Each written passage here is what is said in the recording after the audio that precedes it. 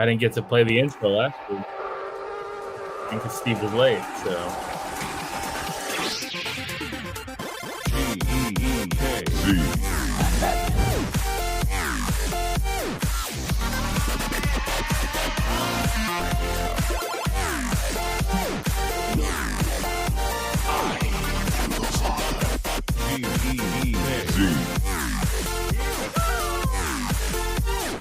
Let's do it, guys! Right! Who am I? I'm Spider-Man. Assemble. Welcome to the Geeks. This is Lil. This is Steve, keeping it green.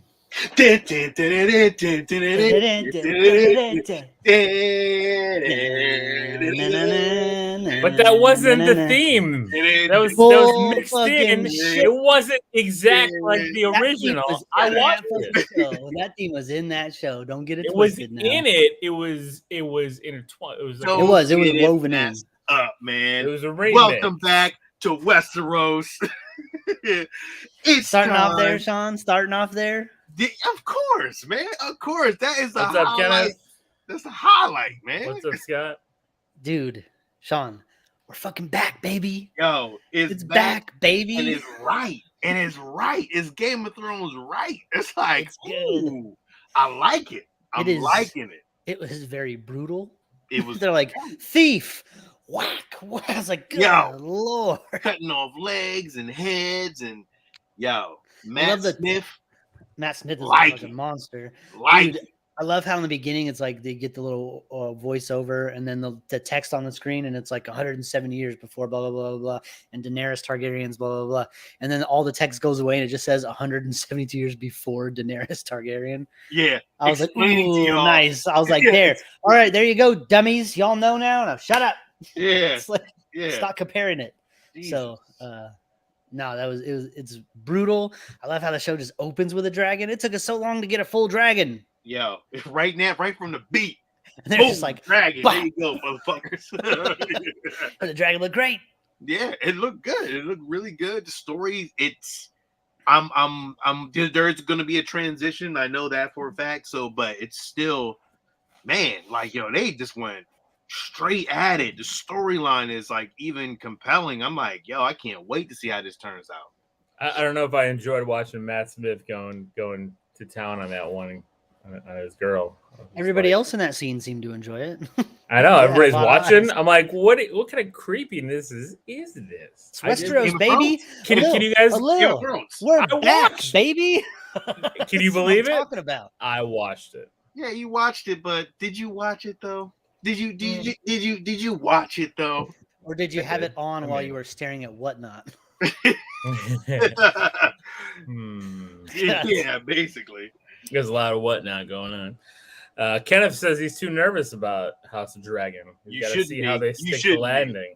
You shouldn't be at all. You should What's not up? be at What's all. up, James? Look, just because the ending of Game of Thrones wasn't great, it was still good.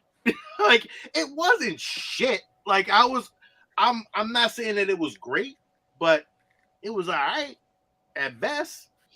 I can roll with it. At the end of the day, it's Game of Thrones, man. Game of Thrones is, I mean, Game of Thrones is a hero to me no matter what, no matter how you look at it. So starting off the first episode of House of Dragons, I give it a hero. I thought it was fantastic. I enjoyed every single bit of it. I recommend it. If you're a Game of Thrones fan, watch it. 100% agree. Hero. So far we'll see. You know, we'll see what the season does. But like Sean, you're right. Like I didn't enjoy a lot of parts of season 8, but there was a lot of parts of season 8 that were still pretty good. The Yeah. ending was pretty bad though. It It wasn't great. It wasn't great. I'm not gonna shit up here and be like, oh yeah, you know, that's my excuse. But look, I'm gonna hold you. Like, listen, I watched every single bit of it, and you listen. I miss Westeros, and I'm glad to see it coming back, and I'm hoping to see more come from it. So, a little. What's I up? mean, you What's up, watched it. Benjamin? How'd you feel about it, a little? Hold on. I'm reading comments. Kenneth said the Game of Thrones journey was the best that he's ever been on with a TV show. I'm gonna say Quantum Leap was the best ever TV show, but What the fuck are you talking about? Just messing around. I'm just messing around. No, I thought it was good. I mean, I want to see more. I but I don't have I don't have a historical knowledge of this world outside of season 1 of Game of Thrones. But you don't need to. You I can come into this fresh. I did, and I understood everything what was going on, and it was cool. It was good. I'll give the first episode a hero. I think they did a really great job kicking it off. We'll see if I stick with it. You keep watching it, which you probably won't. I mean, to squeeze in that non-kid hour. I was gonna say, yeah, I was surprised it was an hour long. I was like, damn, hour 5 minutes. No, man, that was a great hour, man. I was just like, oh, don't let it end. Like, keep going, please keep going. The dragon the dragon flies into King's Landing, and you're just like, oh shit! And then to see the original Iron Throne. Oh, that original Iron Throne is fucking nice.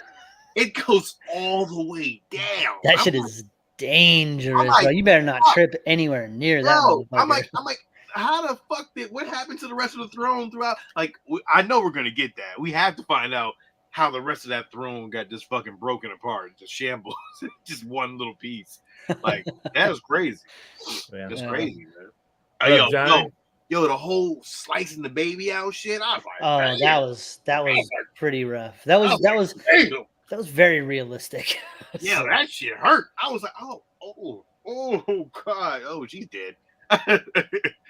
So, yeah, Steve, straight from the straight in. I'm good. You know what was not straight in and what did not finish out strong? Fucking Westworld. Fucking garbage. Well, I'm so glad I didn't waste a whole lot of more time on that shit. Really? Fucking hated it. So it was not good? Did not like the last season at all. Wow. I was so confused. I was like, what the fuck is going on here? Then it goes to this, then it goes to that. And I was like, man, fuck this show, man. I finished it. I think I hate watched it. I was like, man, fuck this bullshit. I'm gonna watch it though, but I don't care anymore now. But I'm gonna watch the next season just because. Really? So it earned the next season from you, even though you hate watched it? Yeah. I mean, I love sci-fi, so I mean, I'm still the places that it. I mean, you can love sci-fi, but that doesn't mean you have to force watch all trash too. I don't. Well, but it's not trash. Look, listen. Trash is trash, but this is like they put a lot of shit into it. So I'm like, they put a lot of money into it. Just because it's high quality trash doesn't mean it's not trash. Yeah. It's watchable at best. I'm curious to see what happens in the last season because it's the final season anyway. So is this the end? This is the end. Okay. Yeah. No, there's one more season left. No, that's what I'm saying. Like they're going into a final of an actual finale. Mm-hmm. Well, I mean, if you're already 4 seasons in, yeah, you have to watch the final season. Yeah, so. But I mean, Steve, you don't. I mean, you dropped out halfway through season 2. Season 2, right? Yeah. Mm-hmm. So I'm good. Okay. And James agrees that the throne was massive. So, yes. If you guys didn't hear, we have Johnny in with us. We have Benjamin in with us. We've got what's up, fellas? Scott, Kenneth. We got a nice group of dudes in here. Welcome to Let us know if you have any questions. Let us know if you watched House of Dragon, if you watched Westworld. So I watched a lot of shit. I watched a lot of shit this week. So I don't know what y'all watched. I did watch some stuff too. So and I watched something you recommended. You put it in the feed. Which one? It's not a show. It was a movie. What movie? Samaritan. Okay, so we'll jump into that after. Let me tell you what else I watched. Okay. I watched. Steve, did you watch Samaritan? Okay. I watched, first of all, Lower Decks started back up again. Episode 1, fucking phenomenal. I fucking love Lower Decks. Sorry, Kenneth. Oops. I'm gonna forget about that and still talk like normal in like 2 seconds. So sorry, Kenneth. Keeping it green, baby. Lower Decks started. Episode 1, season 3, phenomenal. Love it. Always love Lower Decks. That's a week-to-week show, so keep watching that. I love Lower Decks. I always recommend it to y'all to watch it. If you're not a Star Trek fan, you may not understand a lot of the things, but for me, a Star Trek thing is they brought back James Cromwell from First Contact. Oh man, it was great. They gave him a whole theme park because he developed the warp drive, so that was fun to see. Yeah, Lower Decks was great. I watched another show on Hulu called This Fool. Oh, this fool, the like the gang, the LA kind of based one with the Yo, funny show, great show to watch. If you get a chance to check it out, it's a great show. It's on FX. trailers looked funny. Hilarious, man. I finished the whole season. Great season. Just great season. James, Steve, and I reviewed Day Shift for 31 Days of Horror, so that'll be out in October. Our thoughts on Day Shift. Sean was tired. He went to bed. Tired. But spoiler alert, I thought it was pretty good. So what else did I watch? Well, we all watched Samaritan. She-Hulk.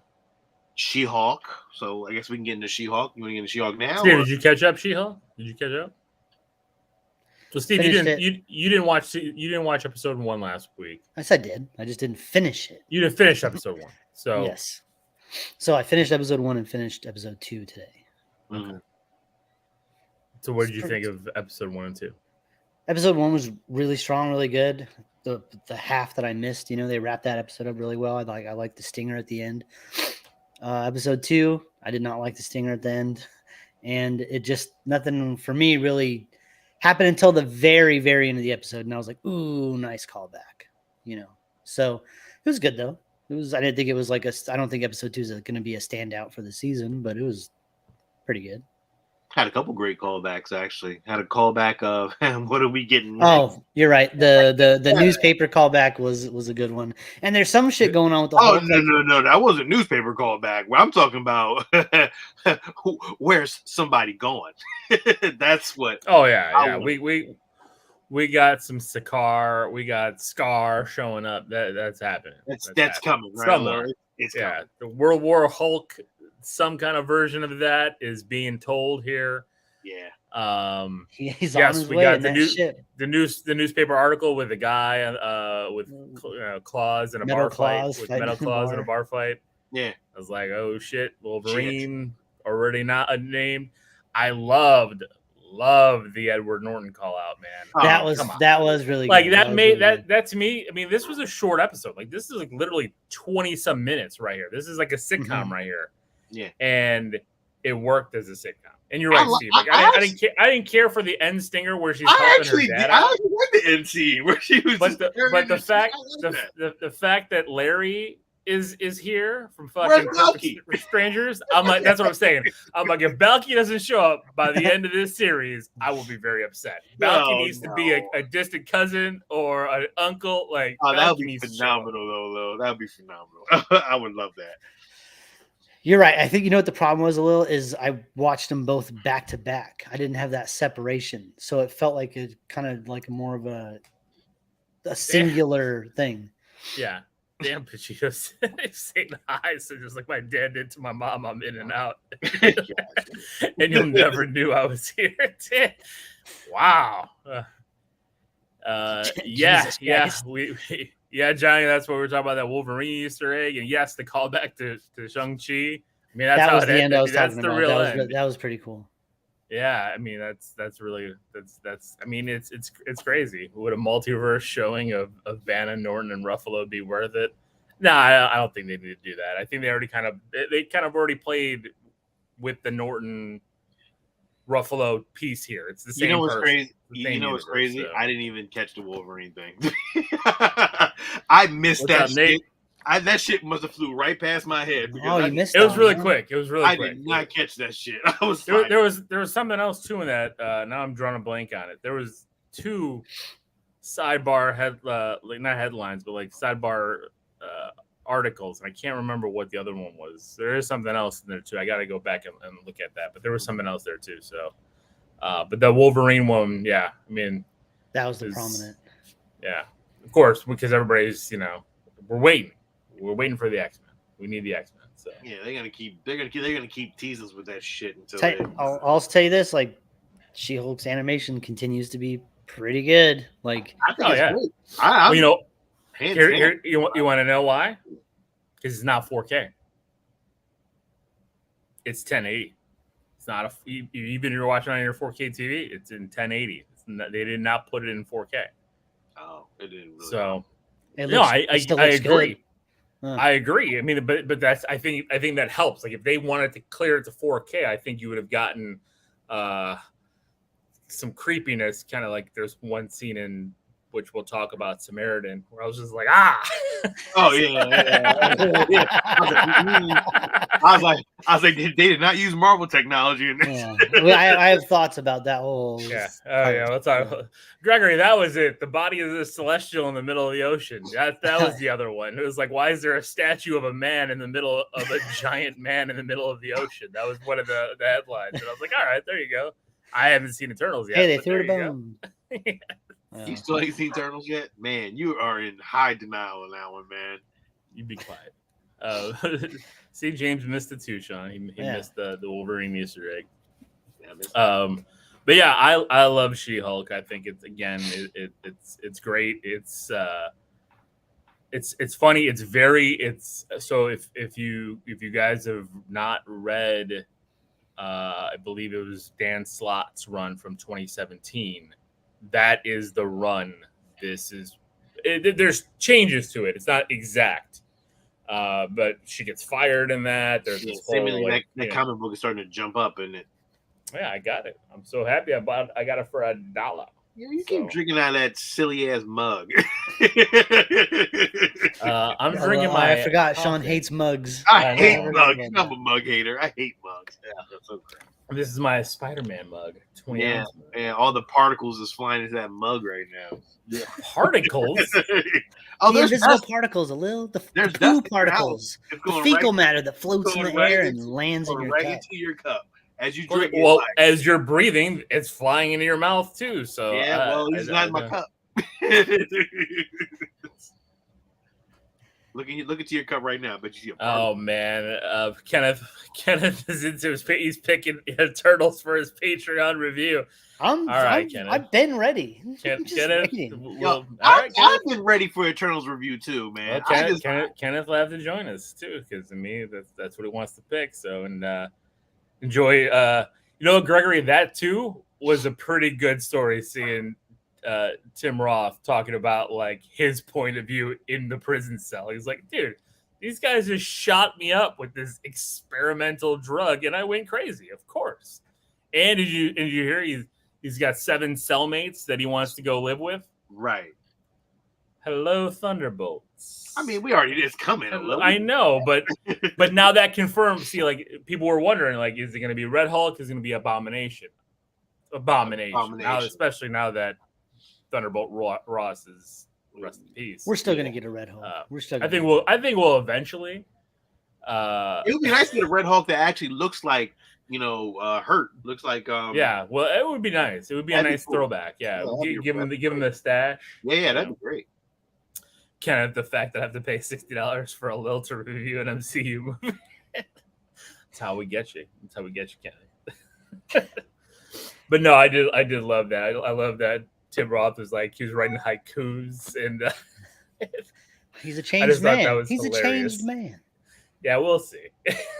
He escaped from prison to go fight in a street. No, he didn't. Wong fucking did his spin ring and let him out.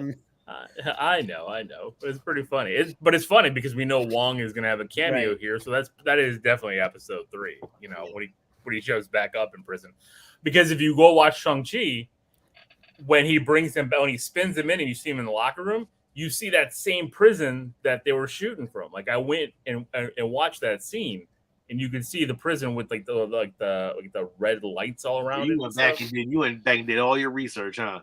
Well, yeah. But you didn't go back and do your research from Eternals. No, he did not. because the Steve. only thing that is It was referenced, Steve. the only thing that has referenced the Eternals is that stupid sidebar on the fucking newspaper. So, was it even a newspaper or was it a screen? I forget. It might have been a screen. I can't remember. It was on TV. It was on like it was on Yeah, TV. yeah. On news this, clip. yeah, Yeah. like a TMZ show or something that was going on. What if Everett Ross played Red Hulk? I don't know. I mean, I don't know if they want to do Everett that way because especially because he's working for the government. I don't think they'll do that. I think they're going to bring in, if they want to do a new version of Red Hulk. I think Glenn Talbot, the character of Talbot, who is another Hulk military villain who was in the Eric Bana Hulk movie, I think would make sense to bring in Talbot and bring that character and evolve that into a Red Hulk. No, that would make sense actually. Yeah, so I that's kind of where I would lean on is Talbot. So, Steve, you watch anything else this week? Or Sean, I'll let you finish. Did you watch anything else? No, but you know, I do. You know what? The one thing I do kind of like with the Hulk thing, I kind of wish they would kind of bring back Betty Ross, like the kind of, like to have that Hulk thing. But it's like it kind of missed out because they used Black Widow as like a thing. It's like I kind of want that. Like what happened with her? Like, is that even a thing for the Hulk? I guess not. I mean, it could come back. I mean, all these players have come back. I don't know if Liv Tyler will come back in that role. What's she doing? No, I know. I'm just saying. I just don't know if that's who they would cast to put back in there. Jennifer Connelly. Just use Jennifer. But she's already in the MCU as Spider-Man's AI because she's the voice of Spider-Man. Nobody gave a fuck about that. Yeah, I don't mean nothing. Mahershala Ali is Blade and Copperhead. Yeah, I mean, and that is straight up MCU shit. that is true. That is true. Yeah.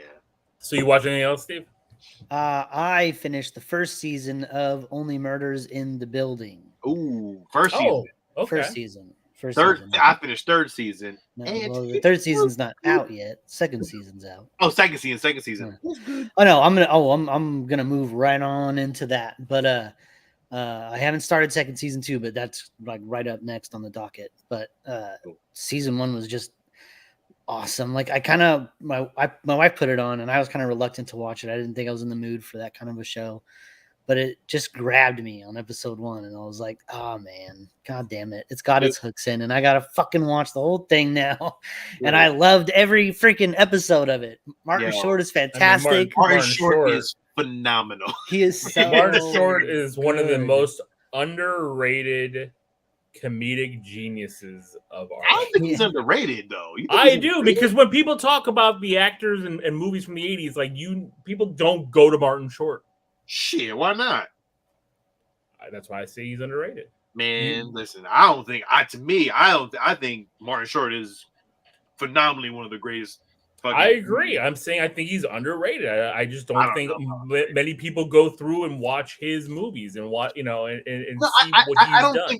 I don't think they talk about or his comedy specials. But I don't think they talk about those comedians anymore at all. Like I don't really see him talking about Steve Martin anymore. I don't see him talking about Chevy Chase. They don't talk about them anymore. So like I don't know if they're underrated. They're just not talked about anymore. But Steve Martin was like perfection in this when he got drugged at the end of the season and he was just like in that cart getting pushed around and like his facial expressions and all that. I was like, god damn, he still got it. Like this shit is great. Selena Gomez was fantastic. Like all the cast of characters around, like it was just a really good show. Yeah, it's a good show. Steve Martin said in an interview that basically, unless he's doing something with Martin Short, he's not doing it. Like that's it. Like this is like the end of his career. Like he just loves doing stuff with Martin Short, and because people keep asking him to do another movie, another role, and he's just like, I just don't want to do it. He's like, the only reason I did this show is because of Martin Short, and and because they've been touring and stuff together too, but like not like a weekly thing, but they do the tour and stuff. So I would love to check that out at some point because I love them both. And of course, I love the podcast element of the show. If everything kind of hits close to home and stuff, I loved all that stuff was really good. Yo, the first episode, actually the first scene, like when Martin Short was like, "You see this?" Like he yelled. Yeah, James just said it. Yeah. It was yeah, it was fucking. I was like, I'm in. Like once that shit happened, I was like, I'm in. I love. And then all that Sting shit was great. Like, Oh so yeah, good. it's great. So I haven't seen season 2, but I will be moving on to that. And also something else I've been watching. I watched the first 3 episodes of the new season of Beavis and Butthead, and it is really, really funny. Like, wait, was it a series? I thought it was a really movie. funny. No, the Beavis and Butthead Do the Universe was a movie, but they've started releasing new episodes, and because there's no MTV, there's no music videos to watch. They actually now comment on like YouTube videos, and it is fucking. It is so fucking funny. A little like, so they're doing like a Tosh. They're doing like a Tosh.0 kind of thing. They're doing like a Mystery Science Theater 3000 over YouTube videos, and it is amazing. Intermixed, with the show, like they did it on the old, with the music videos. Yeah, it's really good. It's really fucking funny. They still are Beavis and Butthead. They're just here now, in this time with stuff going on, and it's really good. It's just highly recommend. It is. I put it on for the wife today after we finished watching Samaritan and watched a few episodes, and I was crying at certain points, laughing so hard. It's really funny. So, Interesting. Sean, I know you don't like Beavis and Butthead. Is that Paramount Plus? No, I hate it's on Paramount. Yeah, Paramount Plus. I'm not a Beavis. It's on Paris and Butthead. I was mixed up. Paramount and Butthead. Yeah, Paramount and Butthead. And that's it. I did watch a movie low recommended for 31 days today. You yeah, that's fresh. That sounds well, right good. here, I'll let you run that. So yeah, are we watching This Fool on Hulu? What's up, Nez? What's up, Nez? Are you watching this Fool? Sean talked about it a little bit. Yeah, I just talked about it. It's phenomenal. I love it. Best. Like it's not say best shows, but it's a great show. Great show. I binged the whole season. Great. So binges everything. Man doesn't sleep. He just binges it for you guys. I'm walking, I'm working and watching at the same time. So it's easy to do that kind of stuff for me. So are we gonna talk about Samaritan now or at the end because we can spoil it, or what are we gonna do? Because I mean there is even though I nailed it. I mean I called it out like 2 minutes into the movie. I was like, I bet you exist. I knew. Right away. That is technically a fucking spoiler. So I don't know. How do we talk about it without? Do we have any? Okay, here's the question: do we have any news to talk about this? Because I know there's like a 300 VHS pickup that Steve needs to talk about. So do we have any? I know you're not talking about. I'm just saying, is there any news to talk about this week? So if there's no news, well, there is news that the guy who was I haven't started. I want to start that as Reservation Dogs. I haven't gotten a chance to get into that yet. Yeah, I've actually started watching it too. It's actually good. I actually enjoyed it. I'm gonna finish it, but Matt Shakman is off of Star Trek and now is directing Fantastic Four. Matt Shakman. He did WandaVision. Yeah. Keeping it in house, promoting from within. Started on Disney Plus. Now we're gonna give you a big ass budget and a big responsibility. And a big ass movie. Yeah. Yeah. Would you rather do Star Trek or Fantastic Four? I'll take Fantastic Four. I mean, fuck, right? Like, the options were great though. It's like, that's kind of weird. Like, do you want to do Fantastic Four or do you want to do Star Trek 4? It's like, yeah, they're the same 4s in each title. But I mean, yeah, you're coming off. What are they even going to do with the Star Trek 4? Like, I don't know. I mean, they better do are they even coming back? All the actors? I don't. Yeah, I think so. Because isn't what's his face? He's doing the Dungeons and Dragons and stuff. I think. No, everybody's on board for it. I think everybody's on board. Oh, yeah. Well, everybody except for the one kid, Yelchin. Yeah, because he died, Steve. I mean, Jeez. Damn, Steve. Dark. Except for the one guy who's dead Dead, now. like, Jeez. Hey, bro. Yeah, Gregory is right. House of the Dragon did already get renewed for season 2, just based on the I mean, why not? the Streams from HBO Yeah. Max. audience was Well, very big. Is for it House gonna of the move Dragon. to? Is it gonna move to their new whatever it's gonna be called? 'Cause Discovery. eventually, they're gonna get rid of HBO Max. Yeah, Discovery Max. Or, They Which canceled sucks. everything. Steve, are you pissed that they canceled Batman: The Cape Crusader? I'm very. They're shopping it around though. They're still How do shopping you it around. shop? But how do you shop that around? That's a Warner Brothers thing. Like, I Doesn't don't. matter. So is the Sandman. That Wait, shit's on Netflix. Nez, Sean Cunningham said that there's gonna be a new Friday the 13th film, or is it the other guy? Yes, there has been some movement in the legal stuff with Friday the 13th. I mean, I don't believe it because it's been in legal hell for a decade since that crap movie came out. That one wasn't that bad. We 2000 watched it again. It wasn't that The bad. 2009 one was not good, Steve. It wasn't bad. There's some I really hated the way- bad It Friday was the a 13th it was a movies. seed. Okay, yes, you're right. There are some really bad. It was Friday better the than 13th, Jason Goes to Hell. but I enjoy the really badness of those movies. Like that's the thing. I'm able you to know, enjoy. about I'm able to Nightmare have on fun with the badness of those. My bad. Wait, What do you would you say? say, What do you say? No, I was thinking about Nightmare on Elm Street. I was like, wait a minute, like Friday the 13th is fucking. Oh crazy. no. Yeah, Friday the Jason. 13th, it was just the problem with the Friday the 13th movie was it was just the CW boring movie in 2009. It was just like it was all a bunch of CW actors and I don't know. He stabbed that It was one girl fun. on the head through the deck. That was pretty cool. okay.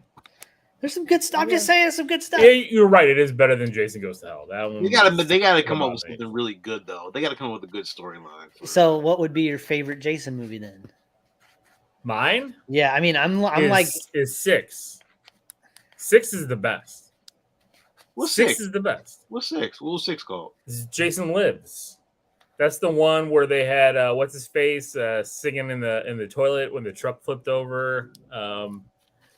And Jason did the 007 opening, and he was the lightning hit him to resurrect him from the grave. Like it was like a straight comedy, yeah. hilarious. Like that was the one with Tommy Jarvis. Like they had the new actor as Tommy Jarvis, and okay, it was yeah, like yeah. it was good. It was after 5, where 5 wasn't really Jason. I'm gonna go 1 for me. Well, one wasn't original. Jason. One was I don't the know. mom. I'm fond of unapologetically fond of Jason X. No, I love Jason. Jason X is so good. This is the space one. It's so Yeah. good, dude. It's got some great moments. It is fucking amazing. I remember that shit, man. I cheered in the not theater. With they have Jason that the X. I one love it. robot. The nipples keep falling off the robot.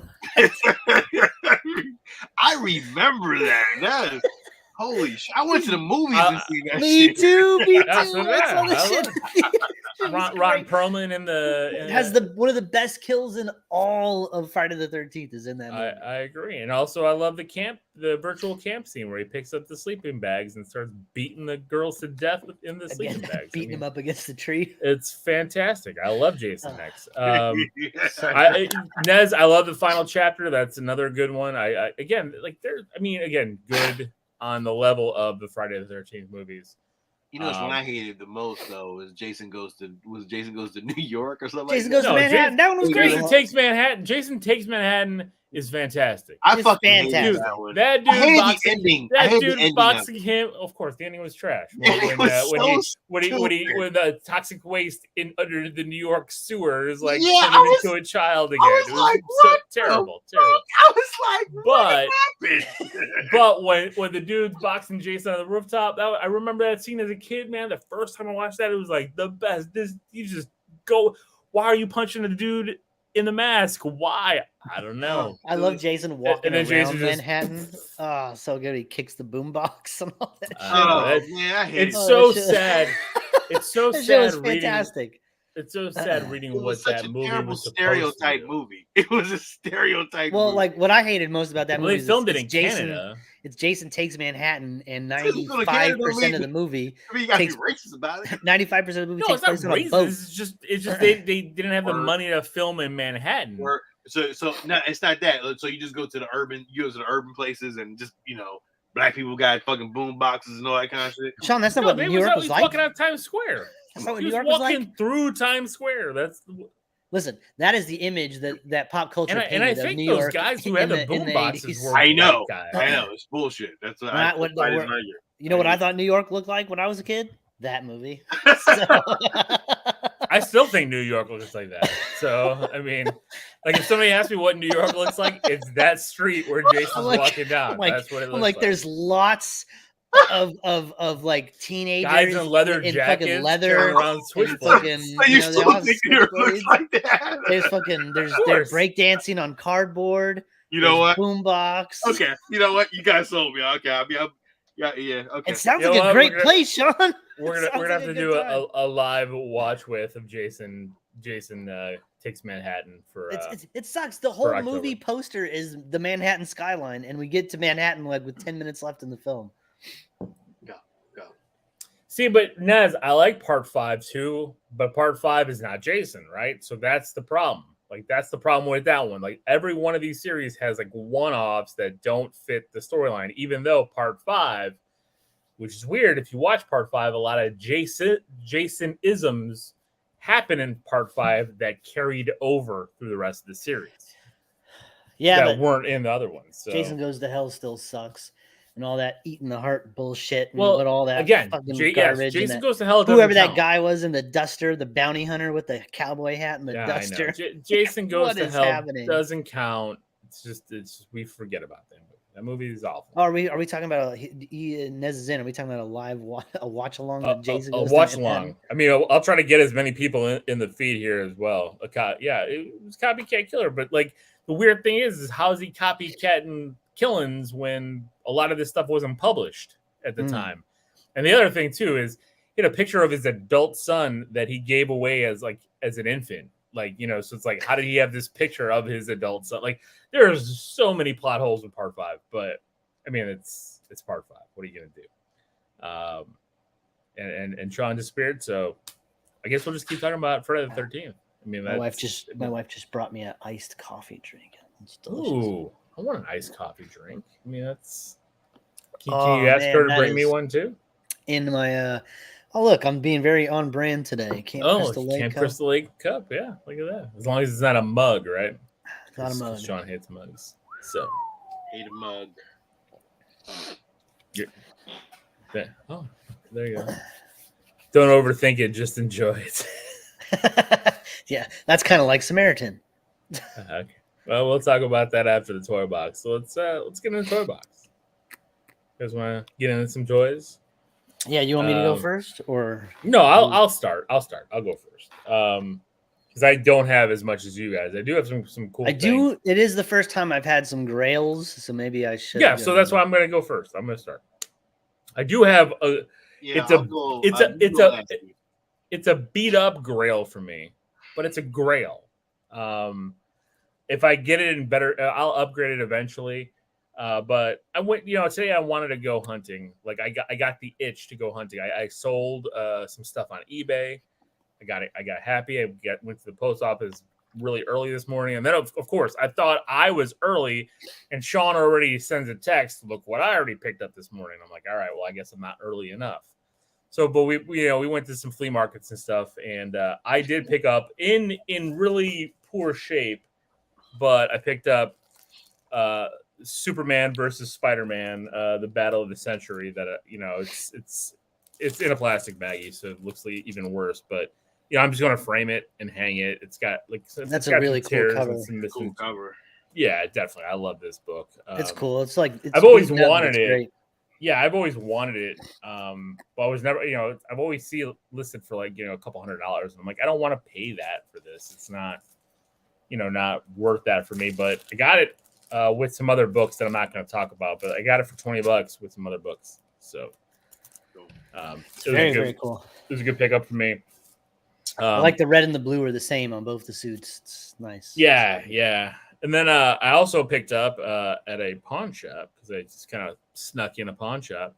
Just wanted to talk about nothing special, but it's. When's the last time you went to a pawn shop, Sean? I haven't been to a. It's been a very long time. There was one down the street. And I'm like, let me see what's in this place. Like overpriced, so I ain't never really Went in the Well, that's what I was, that's what I thought. But I got this Nintendo DS for $15 and it works. And I was really happy with Did it. you need And a Nintendo DS? Because you should have told me. I would have sent you mine.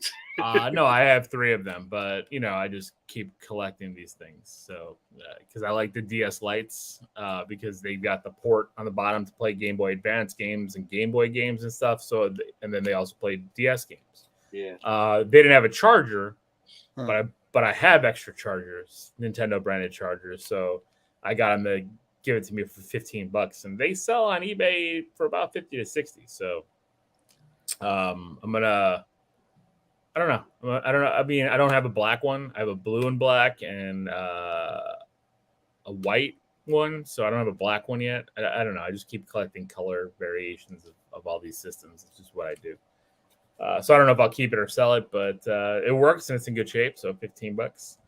And then what I wanted to start collecting as well is Japanese games. Because I have some Japanese systems, so I picked up at the flea market, this big flea market, like 45 minutes north from me. I picked up Mario Tennis. It's got Nice for the Nintendo 64. Oh, that's cool. And then I picked up Mario Party 2. It's because I like the pink label and stuff. Mario Party 2 is a special game for me and Jenny because that was like our first game that we used to play all the time and stuff. So and it's cool because it's got like a little pricing sticker with the yen on it on the back from whatever store in Japan that was selling it. So I thought that was cool. Yeah, it's cool. And then guys, so the last thing I picked up, my first VHS tape he's Sean of the new era. But I picked this up only because so I picked up some tapes for you guys, and they were 3 for $5. So I'm like, all right. So I'm digging around. I'm sending you guys texts. And then I just picked. I picked up. I picked up the one for you, and then Sean. I just picked like an old movie. I know. I was like, I'm sure Sean doesn't care, but I'm going to send this to him anyway. It was Blazing Saddles. I'm like, it's Mel Brooks. It's a comedy. It's 70s. I'm gonna pick it up. I'm sure Sean has watched this movie on HBO, 100 times. No, whatever. I wasn't sure once. I can tell you that. Well, I didn't know. But they also had in this a Walt Disney studio film movie. It was like this weird purple, and I'm like, that's weird. And then Jenny saw it, and she's like, that's like one of my favorite movies of all time. And she's like, I wanted the kids to watch it, and I'm like, okay. I'm like, you know what? I'm just gonna pick it up. She's like, do we have a VCR? I'm like, yep, we got a VCR in the garage.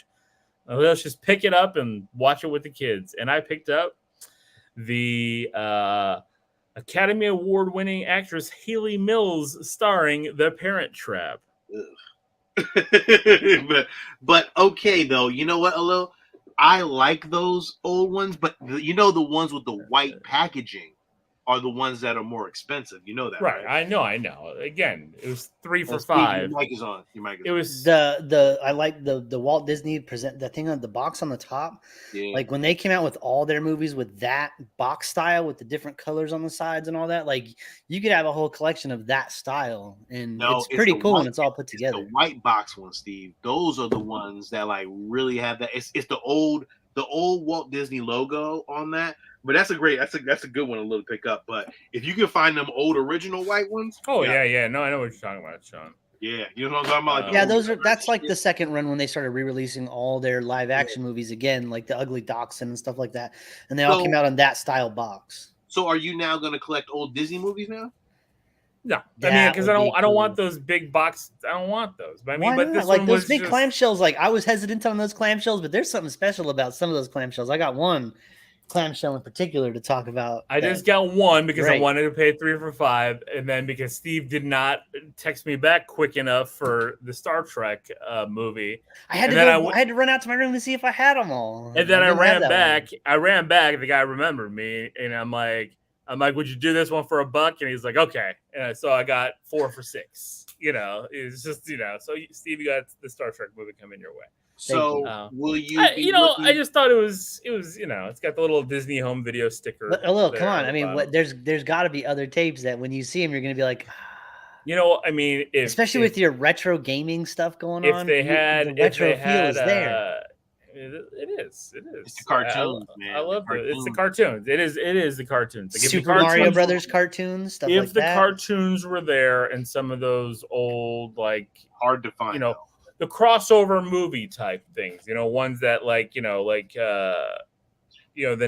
70s Spider-Man TV movie live action. If I found those on VHS, yeah, I'd pick those up for sure.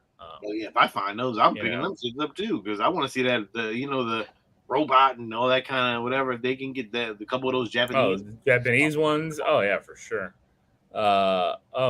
Nez got his G.I. Joe Spirit figure in. Yeah, I've seen that figure actually a couple times. I've seen it out in a while. I mean, I don't. James wants to know if you got rid of all your Black Series figures, Sean. Are they all gone? Man, even the ones on the back. You did? I thought you said you didn't get rid of those. Oh, I dumped everything.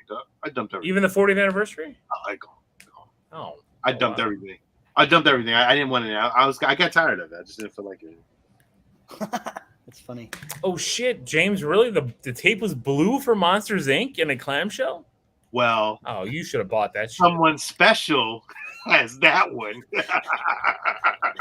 Speaking of blue tapes, me and Steve look at that motherfucker today. We was like, "Oh shit!" Yeah.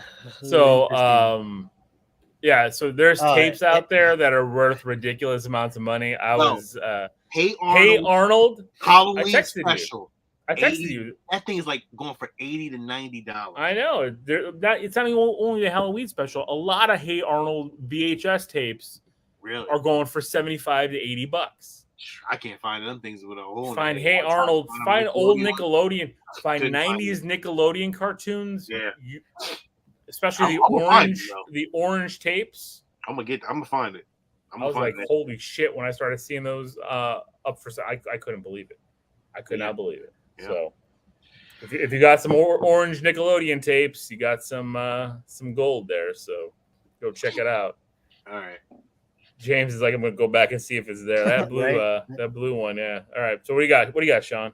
Okay. So this week, all week I usually go to stores and stuff like that, and always looking for VHS tapes.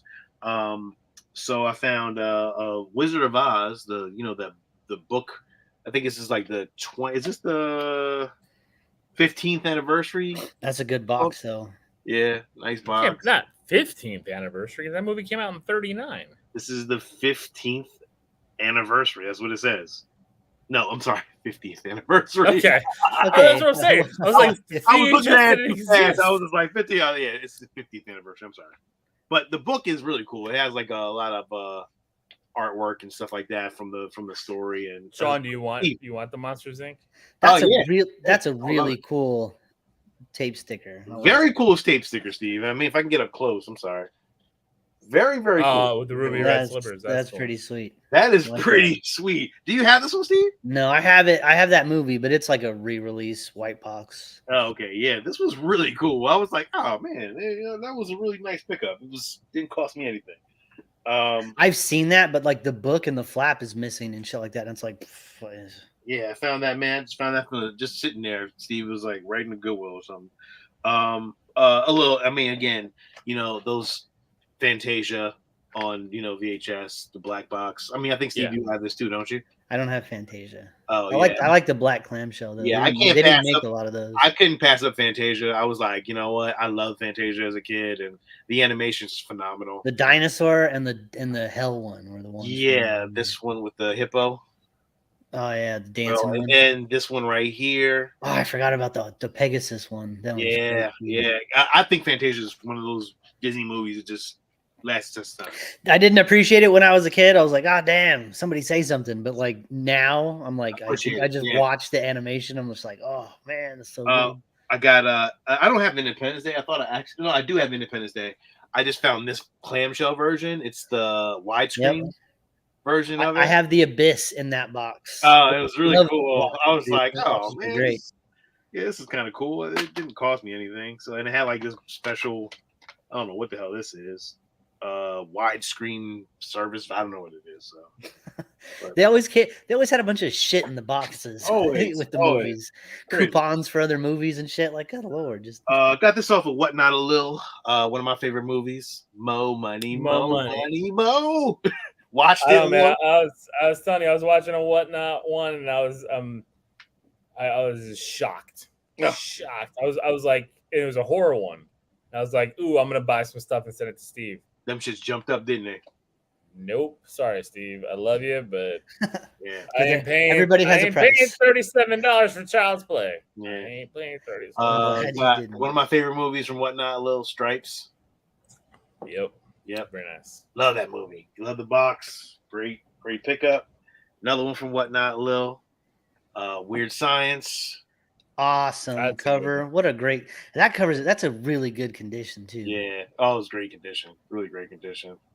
Great box. Love Weird Science. One of my favorite 80s movies, John Hughes movie, which I'm still trying to get all those John Hughes movies.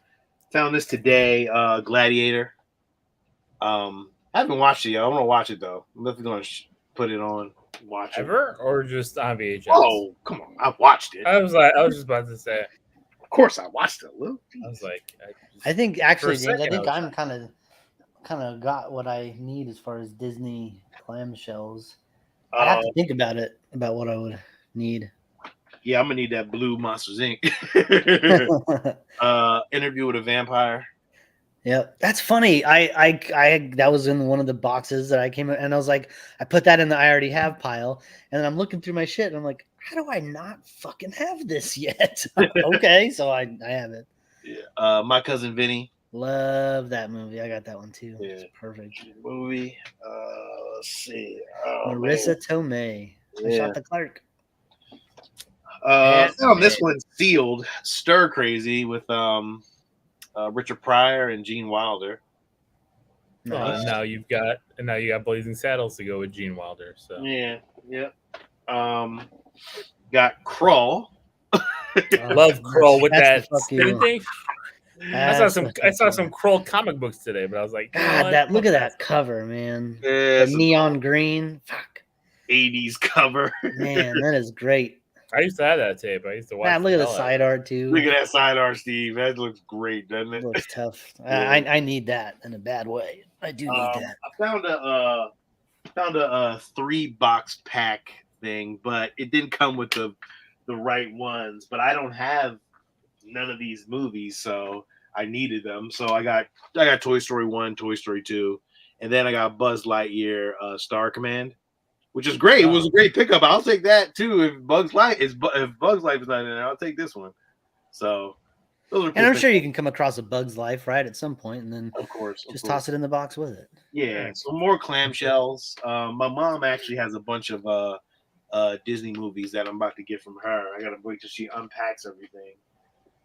But I'll have those, and then some really great pickups, a little that I mean, you'll be jealous of, but got those Michael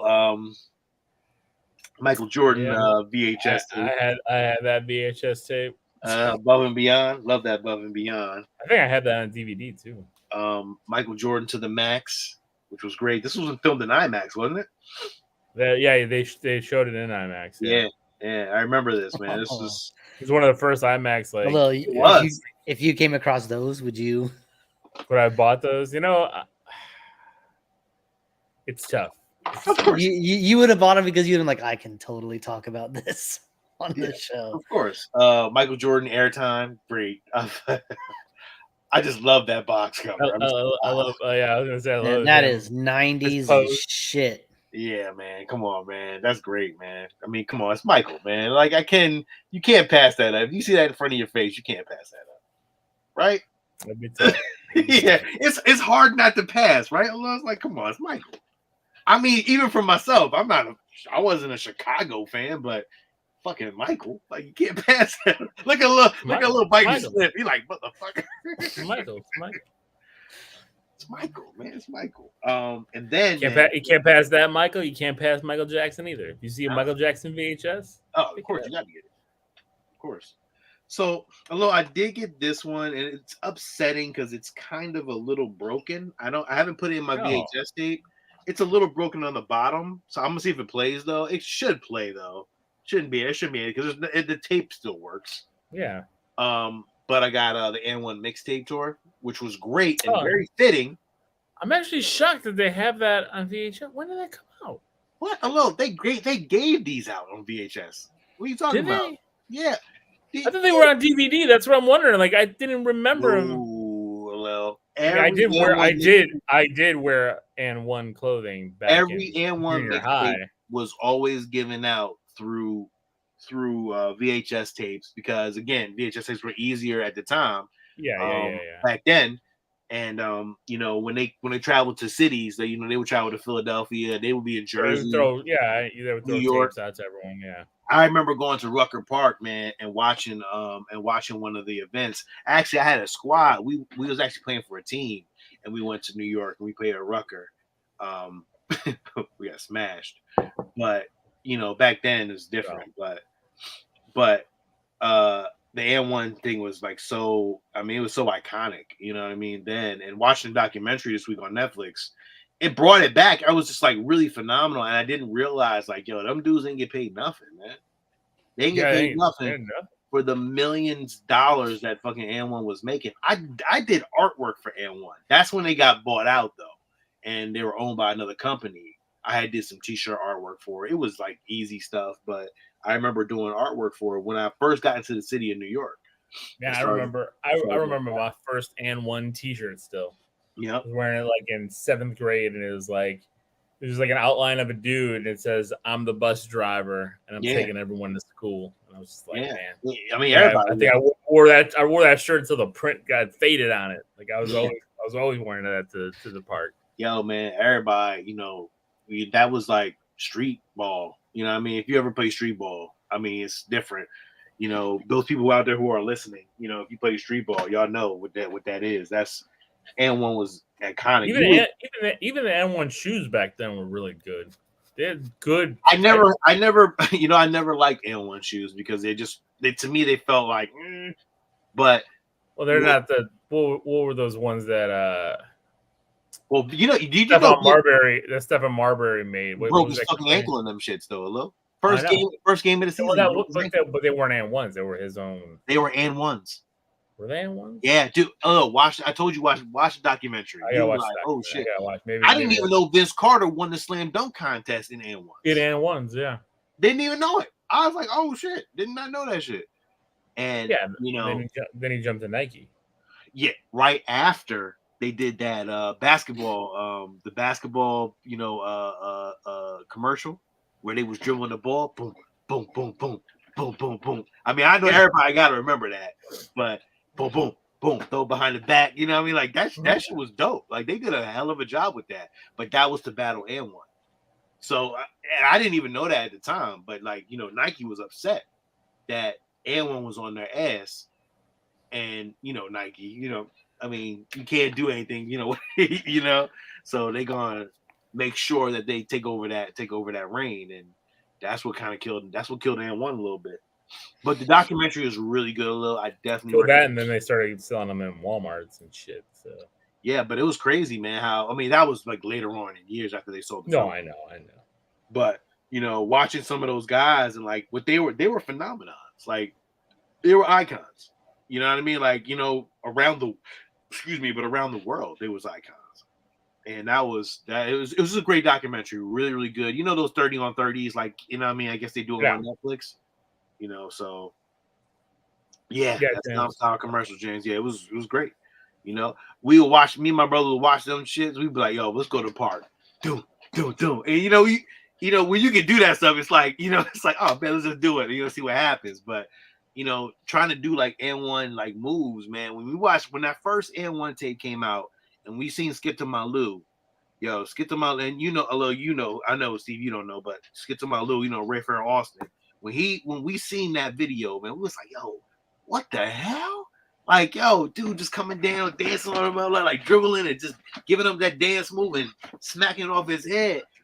Man, nobody ever seen stuff like that before, man. And it changed. It it literally changed street ball and how you played, and being in tournaments and stuff like that. It was just different. You know what I mean? Like, you would if you was known, if you was one of the best street balls, you would get that name, and you get that name at Rucker Park, or you get that name up in New York City, man. That sticks with you for life. I always wanted that. I always wanted, like, oh man, I would love to do that and have a name, but I mean, I wasn't that good. I was good, but I wasn't that good. But it's crazy, man. It's really it brought back a lot of memories, man. And that was great. I see I'm talking about it for a while, but yeah. No, Well, I mean, but you that's also grew up near that. You know what I mean? Yeah. Like you got to go play down there. Yeah, I was a basketball player, so it's like different. But going, even the VHS part of things, like that's a great box. Like the box is fantastic on that. Yeah, I would never I see, but the crazy part is, volume 1 of this is going for like $10,000. Yeah, that's crazy. It's up there in price. Like, it's up there. I think volume 2 was going for like 8. Like, it was crazy. I was like, damn, I'm gonna put it in and see if it works. If it works, I mean, I'm gonna keep it. I'm not gonna do nothing with it, but it was really, really, like, I was gonna buy one after I seen the documentary. I was gonna jump online and try to buy one real quick. Sold out ASAP, and it was going for like $19, and that one sold out really quick. So I was like, shit. And then I just happened to jump upon this one, and it was sitting there. I was like, oh, I'm buying it. Well, now to keep a lookout for those. Yeah, if you can find them. Also found Goodwill. Actually found some Dragon Ball Z VHS tapes. Really great, man. These Dragon Ball Z covers were really good. Very well done. I mean, the artwork looks really great. It's like, I only found 3. I don't know if the whole like, videos were there, but I mean, it's Dragon Ball Z. This was the one that was on Toonami. I mean, I think everybody watched it back in the day. I'm not sure who didn't watch it, but I mean, I watched so much Dragon Ball Z, back in the day when it was on Toonami. But like, the covers look great, Steve. Like, great. They look really nice. Yeah, there's only found 3, but there's a whole set, as you can see. Yeah, but your animation section is gonna be off the hook. It's gonna be so colorful. Yeah, my animation set. Like, if you get them all, they form something. I was like, shit. Oh, there you go. Yeah. I was like, shit. Now I need all of them now. Very cool. That's upsetting. So then my last grab of the day, I think, to me, was just look at it was a no-brainer. The last grab that he pulls out a stack. It's not one grab. Yeah. So I got the original G.I. Joe VHS tapes that are like huge in boxes, but they look like comic books, and they're just great. Like the FHE. I love the FHE logo. Yeah, dude, it is like great. Oh man. Yeah, I mean, you can't. That's really nice. Yeah, I don't think I would have passed on those either. If I saw those, I would have probably. No, I could. There was no way I could do it. Like, I had to buy them.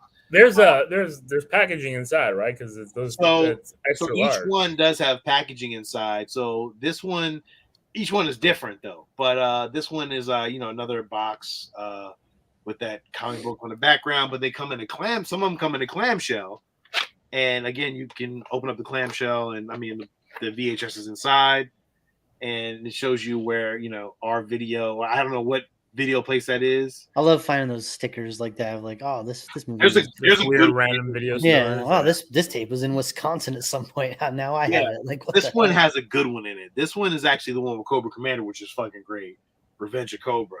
And I love that. Yeah, it looks so good. I love that. Nice. But when you open it up, though, this is really cool. Like, I wasn't expecting this. I was like, oh, it's fucking blue. Like, it makes sense that it's blue because it's Cobra Commander.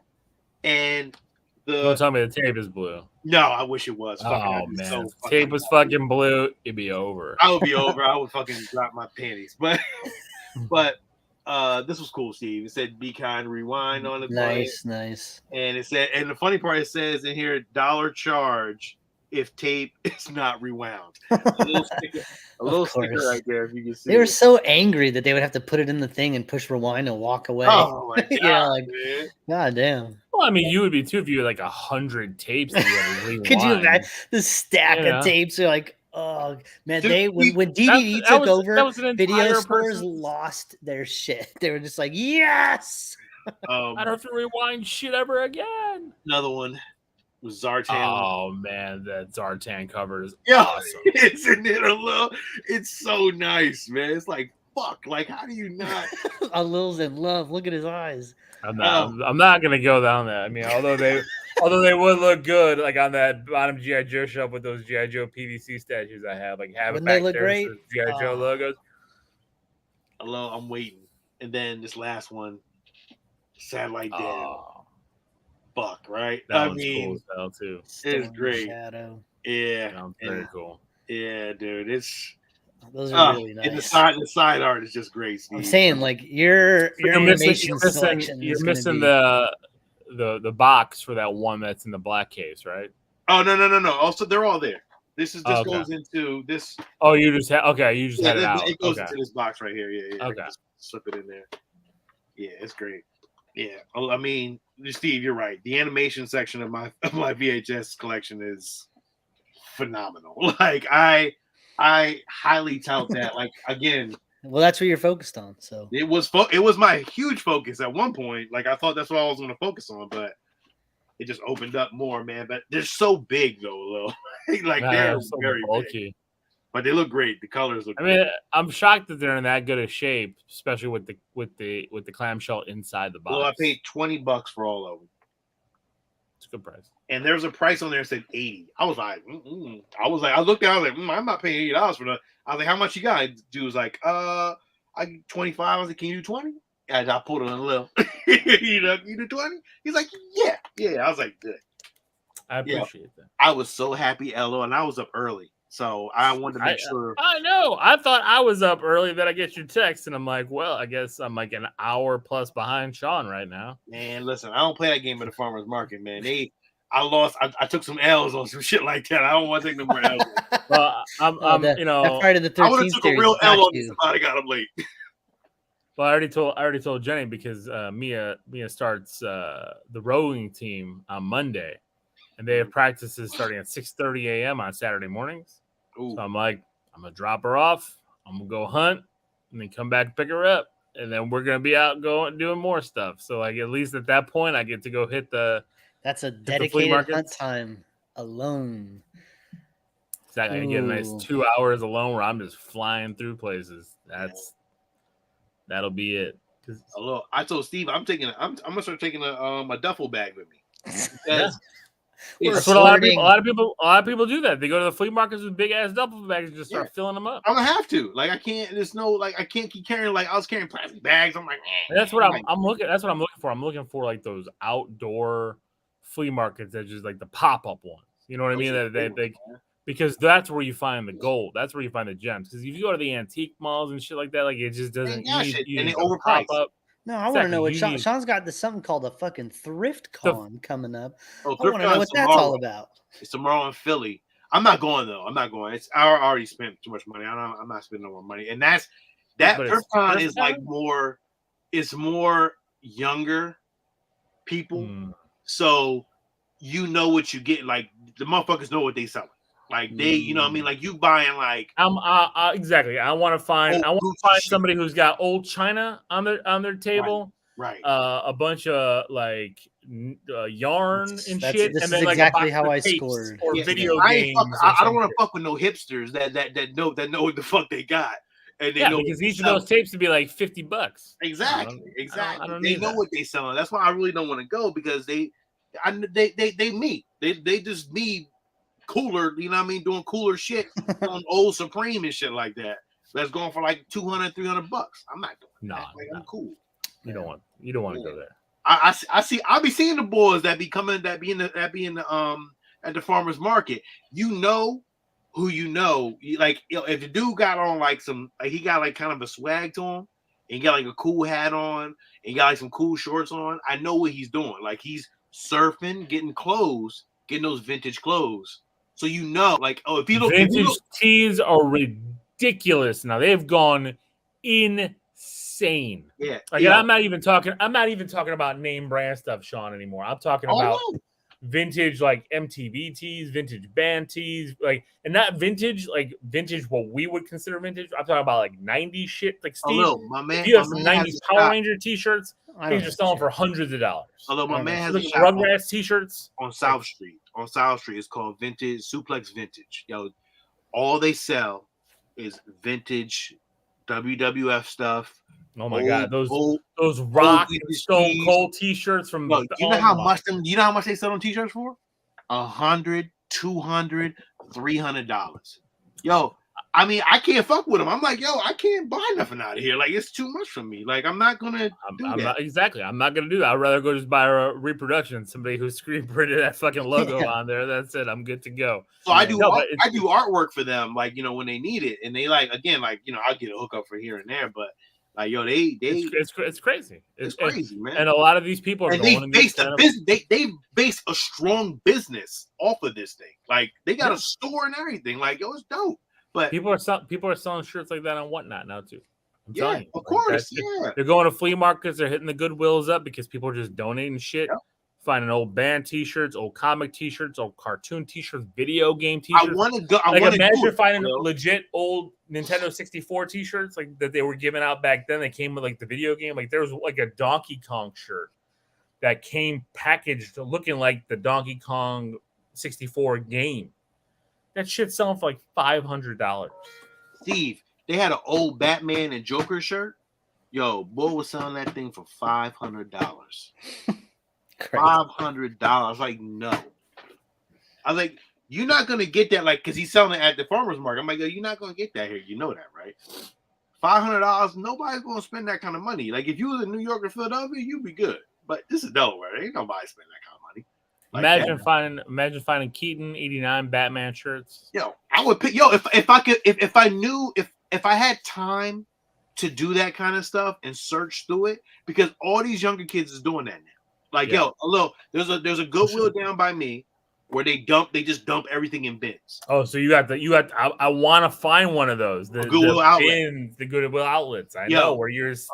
I mean, you gotta go on, like, yeah, exactly. I've seen videos of it. You need gloves on. You need a mask on because I go. That's where I get some of the VHS tapes from. So that's where I go. If I knew how to do it and I had time to pick through clothes, yo, these young kids, I'm watching them because I know how they dress, so I know what y'all doing. I'm watching y'all. Yo, they going through. Yo, boys come in with all these t-shirts, and I'm like, yo, what the fuck? Yo, then I see them pick it and they put it on the weight thing.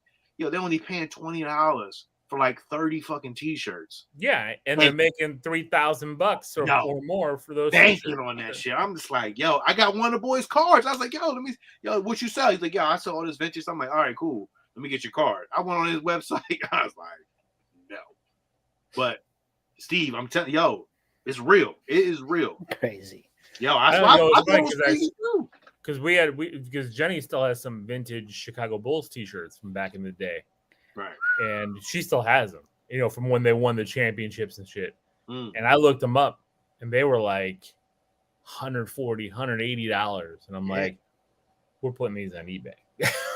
It's like, we're getting rid of these guys. I want to do a vintage thing. I really, because I can pick the shit, like, you know what I mean? Like, my hunt game is good. I know, but it's a lot of work, man. It's a lot of work. I mean, the old champion basketball jerseys are selling for ridiculous amounts. And we've gotten rid of those things tenfold. Just the champion logo. Like, champion. Who thought champion shit would be in style again? You find an old champion with an old champion symbol on that thing. Yo, if you can do it right, you can get money for it, man. I kind of wish I would have not got rid of a lot of shit. I got rid of so many old t-shirts like a couple years ago, and I had all like the old shit. I got rid of all that shit. I wish I would have kept everything I got rid of, man. I'm so in like, ugh, I hate myself. But Steve, go ahead. I'm sorry, man. Yeah, buddy. No, this was a great conversation because all that shit's interesting to me. I go hunting in the thrift stores too. So that's what I'm saying. Like, go look for. I'm telling you, Steve, you look for anything. Real quick. You remember back in the day?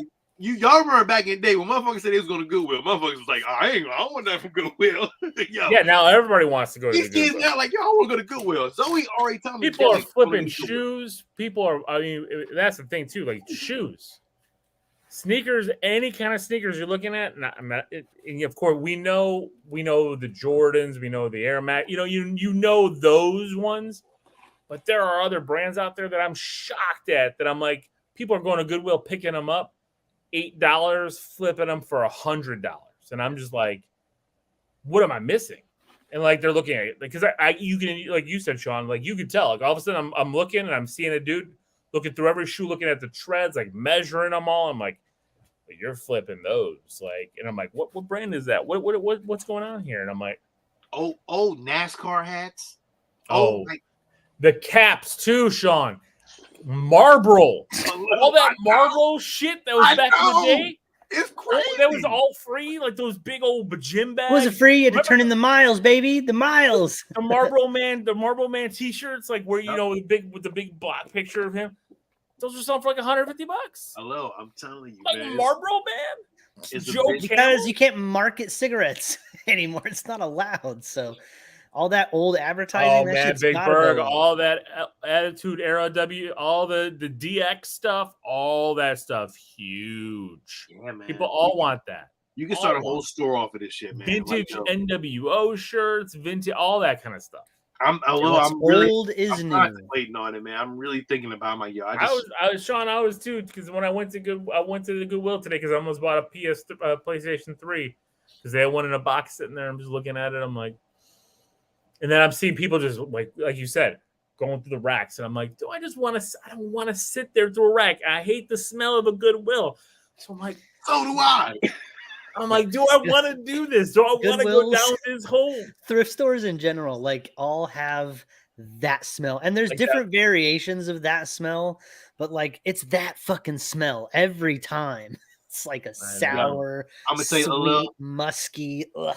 Alone, see, Zoe has been trying to push me to go to Goodwill. I'm like, yo, Zoe, you sure you want to go through that, man? Like, yo, I gotta get this shit cleaned. I gotta go through a lot. It's like that. I know. I'm gonna actually take it to the dry cleaners. Like, I know you gotta go put it in my washing machine. Like, I'm gonna pay somebody to clean this shit with the harsh chemicals, because it's like I'm the same way. Like like the kid, because Mia said the same thing. She's like, oh, I want to go get these. I'm like, we'll go to the real store and buy you shirts. Like, I don't want to, but she's like, oh, but it's not vintage. I'm like, vintage?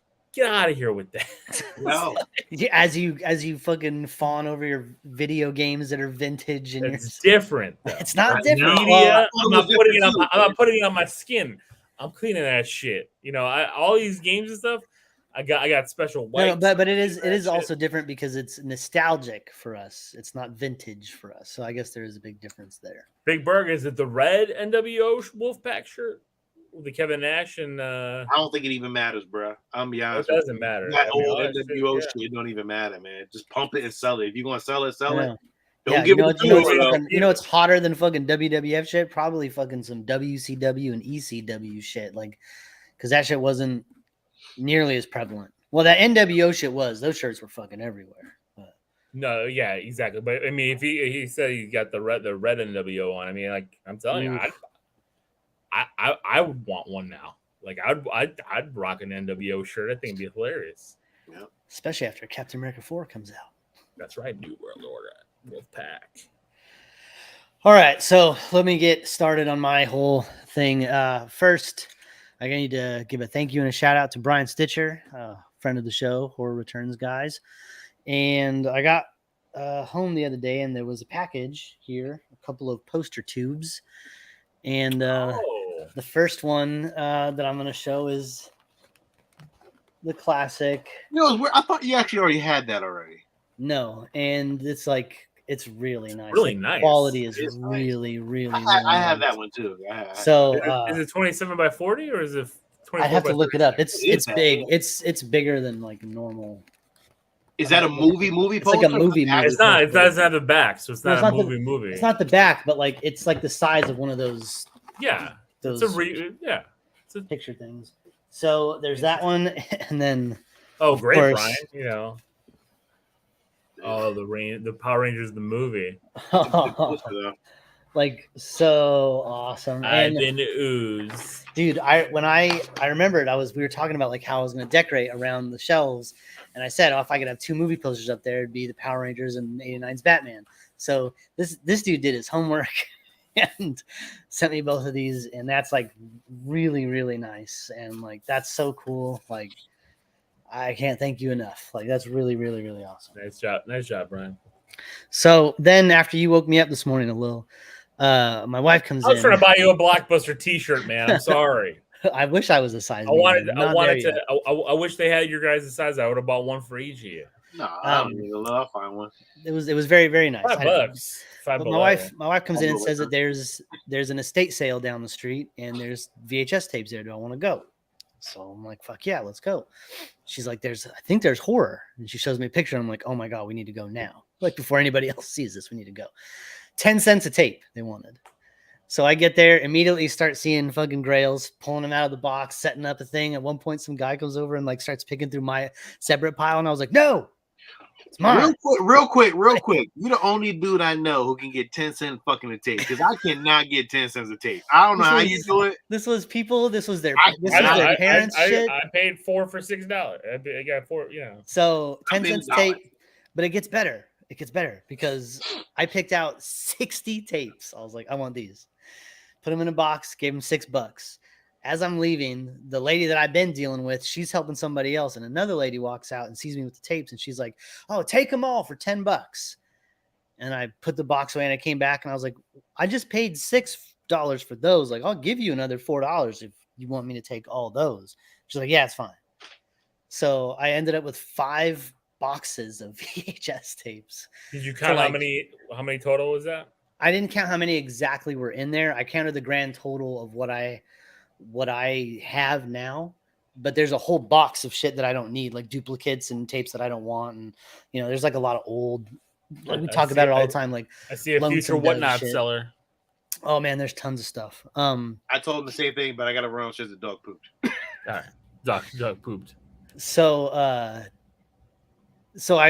ended up with all these tapes. I had everything spread out. That's why I had to take everything off the shelves and restack it because I had nowhere to put anything, you know? So it's like, I was just going through all the stuff. So it's funny that you guys were talking about this, but this was in that box. So it's the Monsters Inc. Monsters Inc. It's the clear clamshell and you can see it right in there. Oh, it's tape.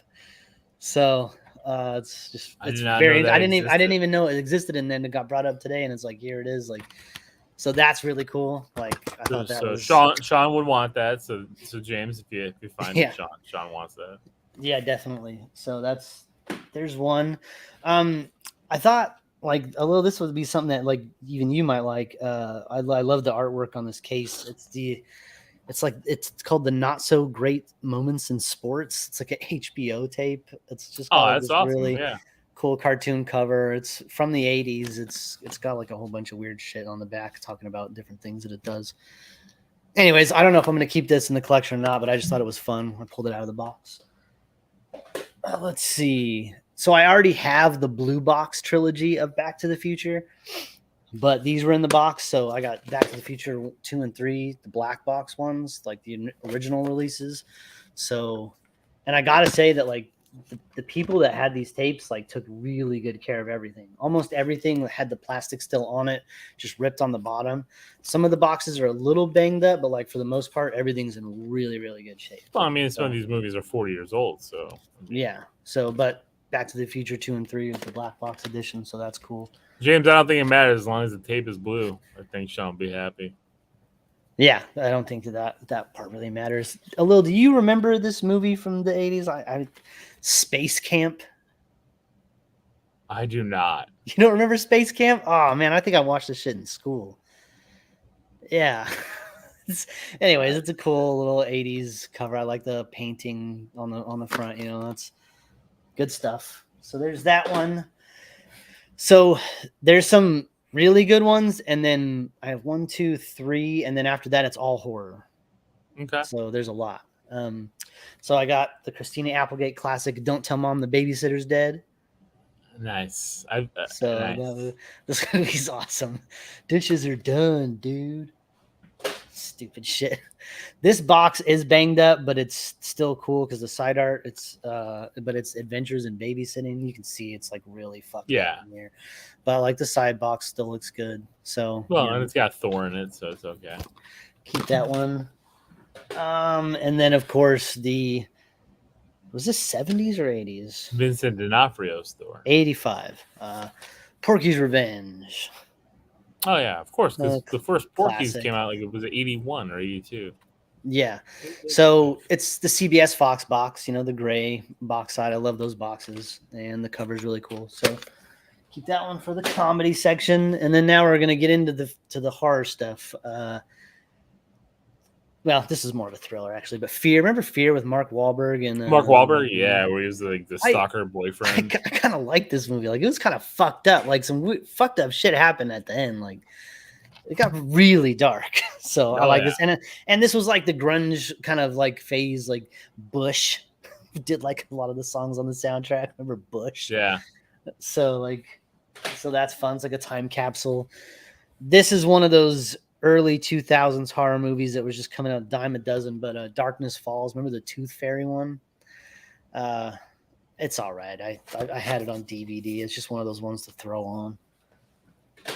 And then of course I had told you about this today, but I got Final Destination, and the box is in really, really good shape, like perfect. Very nice. Yeah. So that's and you'll have number 2 coming your way.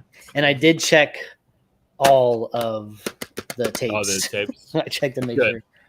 I don't know if I would have at 10 cents. I would have just started throwing them in the box. But you're right. I mean, I've been pissed not getting the ones I wanted. All of these ones that I've talked about so far, Sean wouldn't have really had much to say. But there's going to be I'm going to have to stop and wait because I want to make him jealous with some of the shit that I got. Okay. So I got it's the special edition box. So I'm not a big fan, but I got Joyride. But it's horror. It's horror-ish. Paul Walker, Steve Zahn. I was gonna say, like, look Lee at that Lee cast. Sobieski. Look at that fucking cast of that movie. That's like, what is that movie with James Marsden? That horror movie. Cruel Intention? No, not Cruel Intention. No, that wasn't Cruel Intention. Disturbing Behavior. Disturbing Behavior. Like every one of those dudes had like their Joshua Jackson had the skulls. I have that. That movie sucks. Paul Walker's in that too. Yeah, that's right. Paul Walker is in that one too. And Coach, it's like Craig T. Nelson, he's up in that Skulls movie. So many weird. Why? What was this? What was this genre? What was this era of horror we were in, where it was just like teen thrillers, rich white teen thrillers? Why didn't we go down this rabbit hole yet for 31 days? Like, I think we need to. I think we need to find those movies. Cruel Intentions to me is not a horror movie. No, that would be in there. Cruel Intentions. Poison Ivy would be part of that shit. Cruel Intentions is not a horror movie, though. What was that other one with the Wild Things? Remember that fucking movie? Oh, but that's not it's not horror, but like neither is Skulls. Skulls isn't horror either. It's like a thriller. It's not. It's right. It's minus like I'm trying to think of it's minus Scream, minus I Know What You Did Last Summer. It's like below that. Urban Legend, which I loved. I mean, that's you liked Urban Legend, really? I loved that movie. Again, it was I never knew that. Why? Rebecca Gayheart. Oh, come on. Like, that's what took you to the zone. Jawbreaker. Love that. This is a terrible movie, but what's up, Stitcher? Urban there you go. Legend. I think Brian missed Brian, you missed my fucking ode to you, sir. I just talked about your wonderful posters, and thank you again. I'm going through my horror section of my VHS pickups just now, but I'm waiting for Sean to get back from picking up dog poop because I want him to get jealous. But before we get there, this one was in the box too. It's really old, like really, really old. And it's Boris Karloff and Jack Nicholson, but I don't think it's that Jack Nicholson in The Terror. But it's really cool. Like it's a cool box. It's like old school shit. Like, I don't know. I think that's kind of sweet. Oh, that's So So yeah, now I'm gonna wait. But All right. Well, then, since you're hold waiting, on. Sean's not gonna listen, and he's not gonna watch the video. But look, I got these. I already got a box of tapes for Sean that's going in, and I got this one for him. Oh, nice, Sean. Mm-hmm. And then this one's kind of like a joke, but I think he'll think it's funny. It's Isaac Hayes. Soul Cinema. I was gonna say, where did that come from? I don't know, but it's awesome. I picked up Orion Home Video. I also picked up 3 comic books for $5, but I wasn't gonna talk about them because I there's nothing special about them. But since Sean's not here, talk about him. Yeah, talk about him now. So I got Savage Avengers #1, the second printing with it's a nice. Thought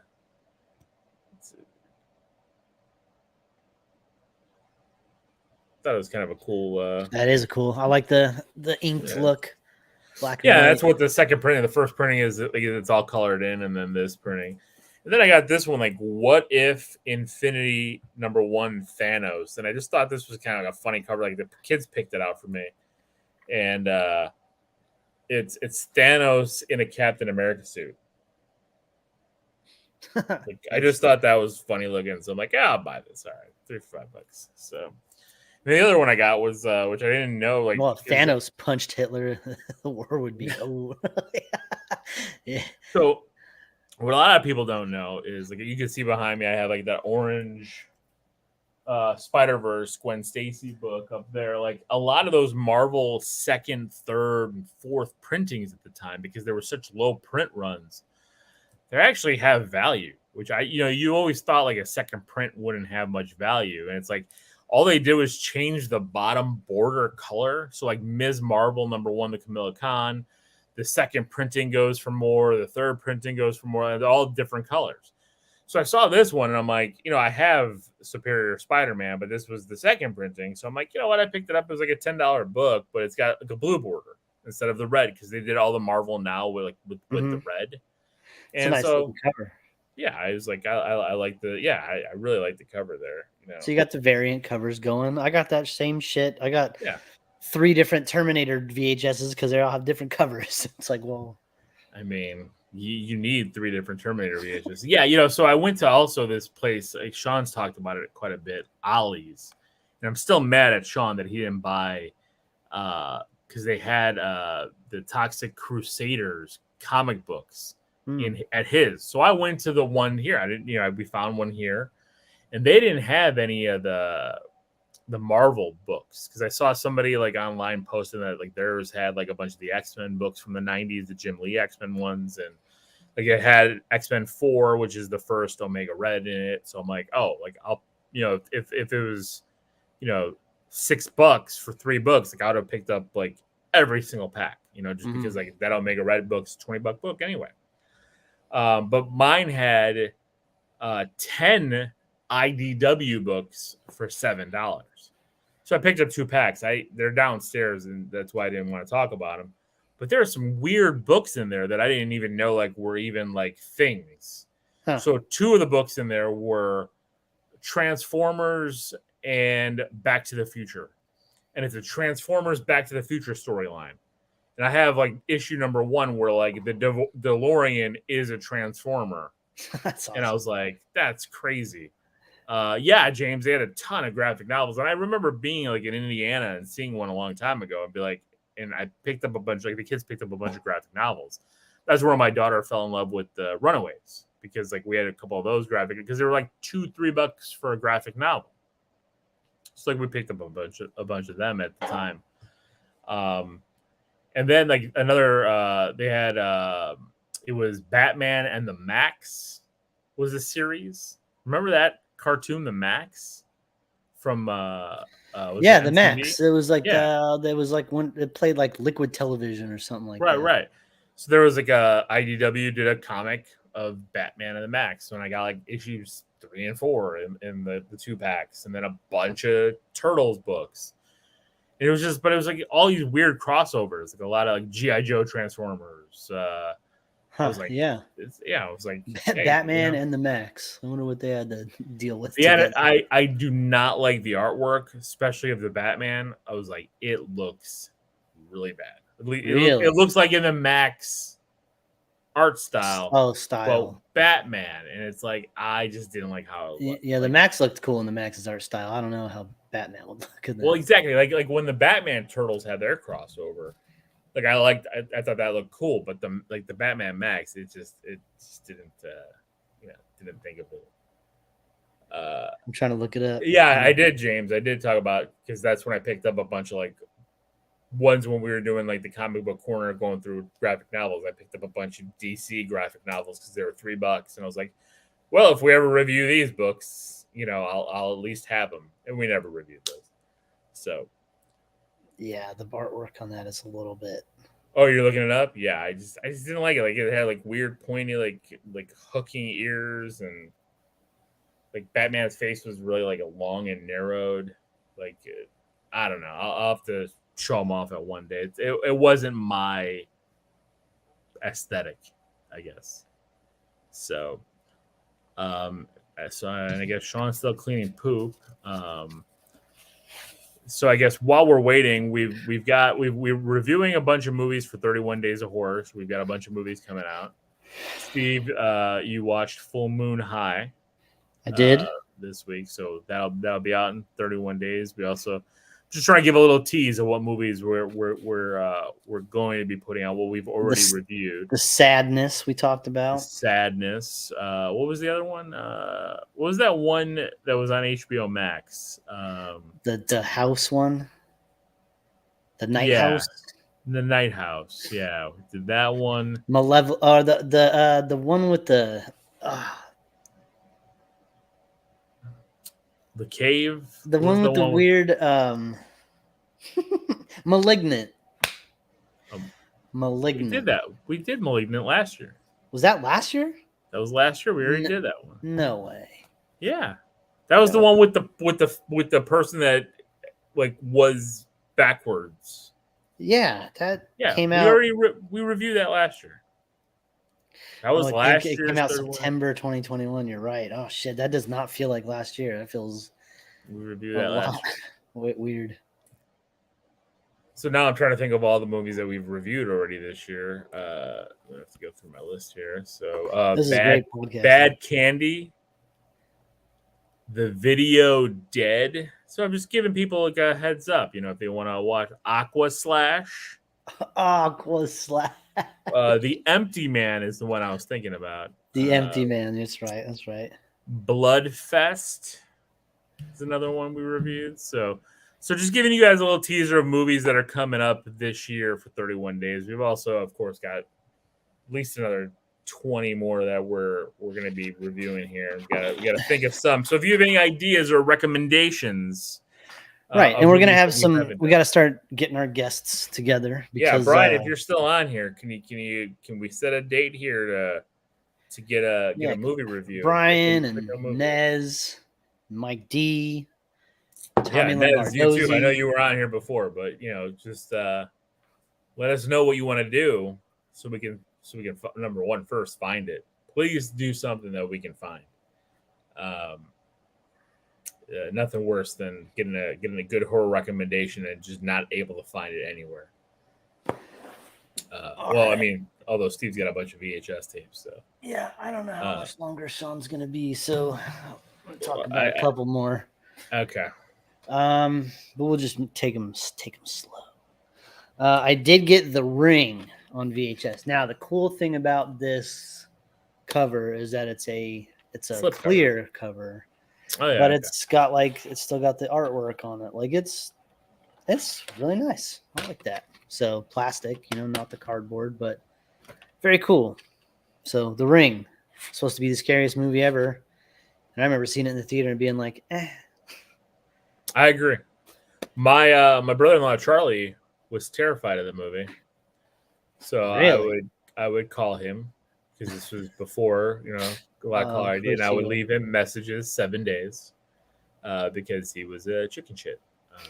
It's like this movie is kindergarten. This movie is not scary. Yeah, I don't know what you're talking about, but the face was creepy. But when they showed like the tape that scared everyone, I was like, "What the fuck is this?" what the fuck is this? No, And everyone was like, the horse scene on the boat was like the craziest thing I ever seen. I remember the horse scene happened. I was like, well, that was fucking whatever. loud, but like, exactly some I art don't house know. bullshit. That's what it was. Art house horror. Anyways, it's The Ring. It's cool. But to go on the horror section is gonna look great. So I've also been paying attention to not only when things are sealed, but when they're watermark sealed and when they still have the sticker that is holding the box to the tape. You know, now I already have I Know What You Did Last Summer, but this one is sealed. It's got the sticker that seals the box down there, plus the orange watermark on the bottom. Yeah. So this is 100% sealed. I Know What You Did Last Summer. So that's pretty cool. That's very nice. James says, speaking of that movie, the Zat or the Hydra movie that Sean found is free to watch on YouTube. Do we watch it and review it, Steve? Zat. Man. Remember, that was that Hydra movie that had multiple names that we said that's the killer tape movie. Like, that's the movie that will murder you. And of course, it's on YouTube. Of course. Just like that. Just like was it The Sadness, right? I mean, that was on Shudder. Oh. No, what was the one I just made you watch from The Video Dead? No, not The Video Dead. The one where the girl made the video and posted it on YouTube because she broke into the Asian horror film. What was that called? I don't remember. Did we do it this year? Yeah, we just did it a few weeks ago. I don't remember. When I was sick with COVID, I made you watch the found footage one. Yeah. I don't remember the name of it. Oh my god. Well, we're terrible. This is awful. We watch a shitload of movies. It's hard to remember which ones are which. It's very, very, very true. So yeah, I kind of want to see this Hydra movie now. So if Brian Stitcher is still on, I think he'll appreciate this. He's got this whole thing he's doing. I didn't realize that this had turned into a series, a franchise, if you will, of films. But I did pick up the original Amityville Horror. Oh, very nice. Box is in great shape. You didn't know that there was multiple Amityville Horror sequels? No, I did, but like not to the extent that it has gotten to. There's like the Amityville Thanksgiving, the Amityville in space, the Amityville fucking clowns, the Amityville chicken coops. I don't know. Like there's all kinds of weird shit it's like Amityville, but like they just put Amityville on something, and it's like a random zombie movie, but it's like the Amityville Undead. Oh wow! It's like the weirdest thing. Yeah. Interesting. Okay. Well, I did not know that, and Steve, I think you're just gonna have to go. I mean, I don't know if Sean's ever coming back at this point. That dog might have just diarrheaed all over his house. All right. Well then, moving along. Wishmaster, the Wes Craven classic. Brian says do not go down that rabbit hole of the Amityville. Yeah, see, he's deep in it. He's deep in it. So, but yeah, I loved the first Wishmaster. I thought it was awesome. I know it's like really bad when you watch it now, but like the first time I saw it, I thought it was great. Movie, but yeah. So there's that. A classic. We got Carrie over here. You know, right? He's not in a few. He was in the. He's in the reboot. The reboot, but that he didn't do another one after that. It was over. I don't like the silver bar on the top of this box. I wish it was the MGM one. Yeah. But it's Carrie, and I didn't have it. Sealed? So no, it's not sealed. Oh, I thought it was sealed. Ready to go. Not rewound, bastards. But there's that one. How about this one? The Exorcist. Nice. I love that movie. I used to have that movie poster in my office. Here's what I love about this box is that the freaking top cover is green with white lettering and this blue bar. Like it's so weird. Like why did it do that? There's a blue bar through the lettering on this side. Like it's a strange choice they made, but that is very bizarre. Yeah, it's pretty cool though. The Exorcist, you know. And then went ahead and got the whole trilogy of these. Again, they got the damn MGM home video bar across the top, but it's still cool to have them all. Poltergeist Very nice. 2 that is watermark sealed still, so still Was that the And- one you're excited about, the watermark seal, or no? no. Ooh. No. No, it's not. But Poltergeist 2 and then of course Poltergeist 3. So very cool to get them all in one fell swoop. They look great too, and they're all next to each other. The fonts line up, you know, the boxes look really cool. So really happy about these 3. Now we're getting into the weeds a little. Now we're getting into the shit that is like my Grail territory.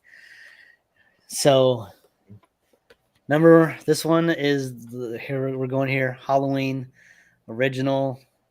Halloween 1. nice. The box is in like immaculate shape. It's like super shiny. Like there's just nothing wrong with this. Very, very, very, very, very cool. I love that cover. So like I'm juiced about this one. Then Gremlins.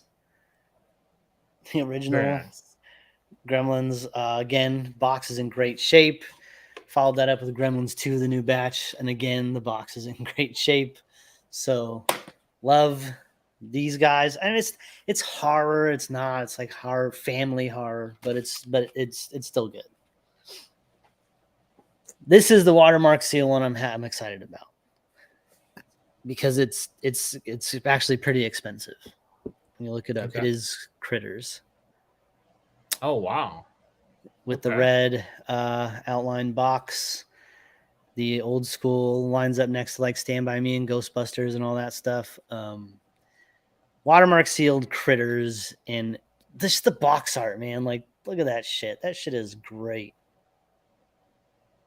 They do not make movie posters like that anymore. No, they do not.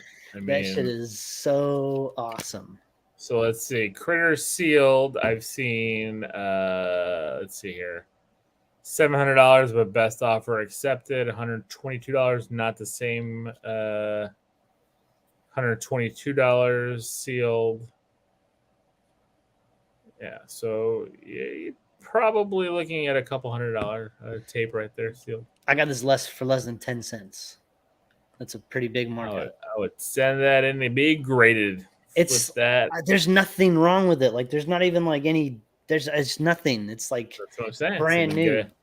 Get a perfect grade on it, and then sell that shit. Be one of a kind. Super happy. Who doesn't want Critters? Kevin Bacon. Child's Play 2. Great shape. Well, I'm glad I didn't buy that for you because I was This was one on the one whatnot. And the whatnot, yeah. That one went for like 24.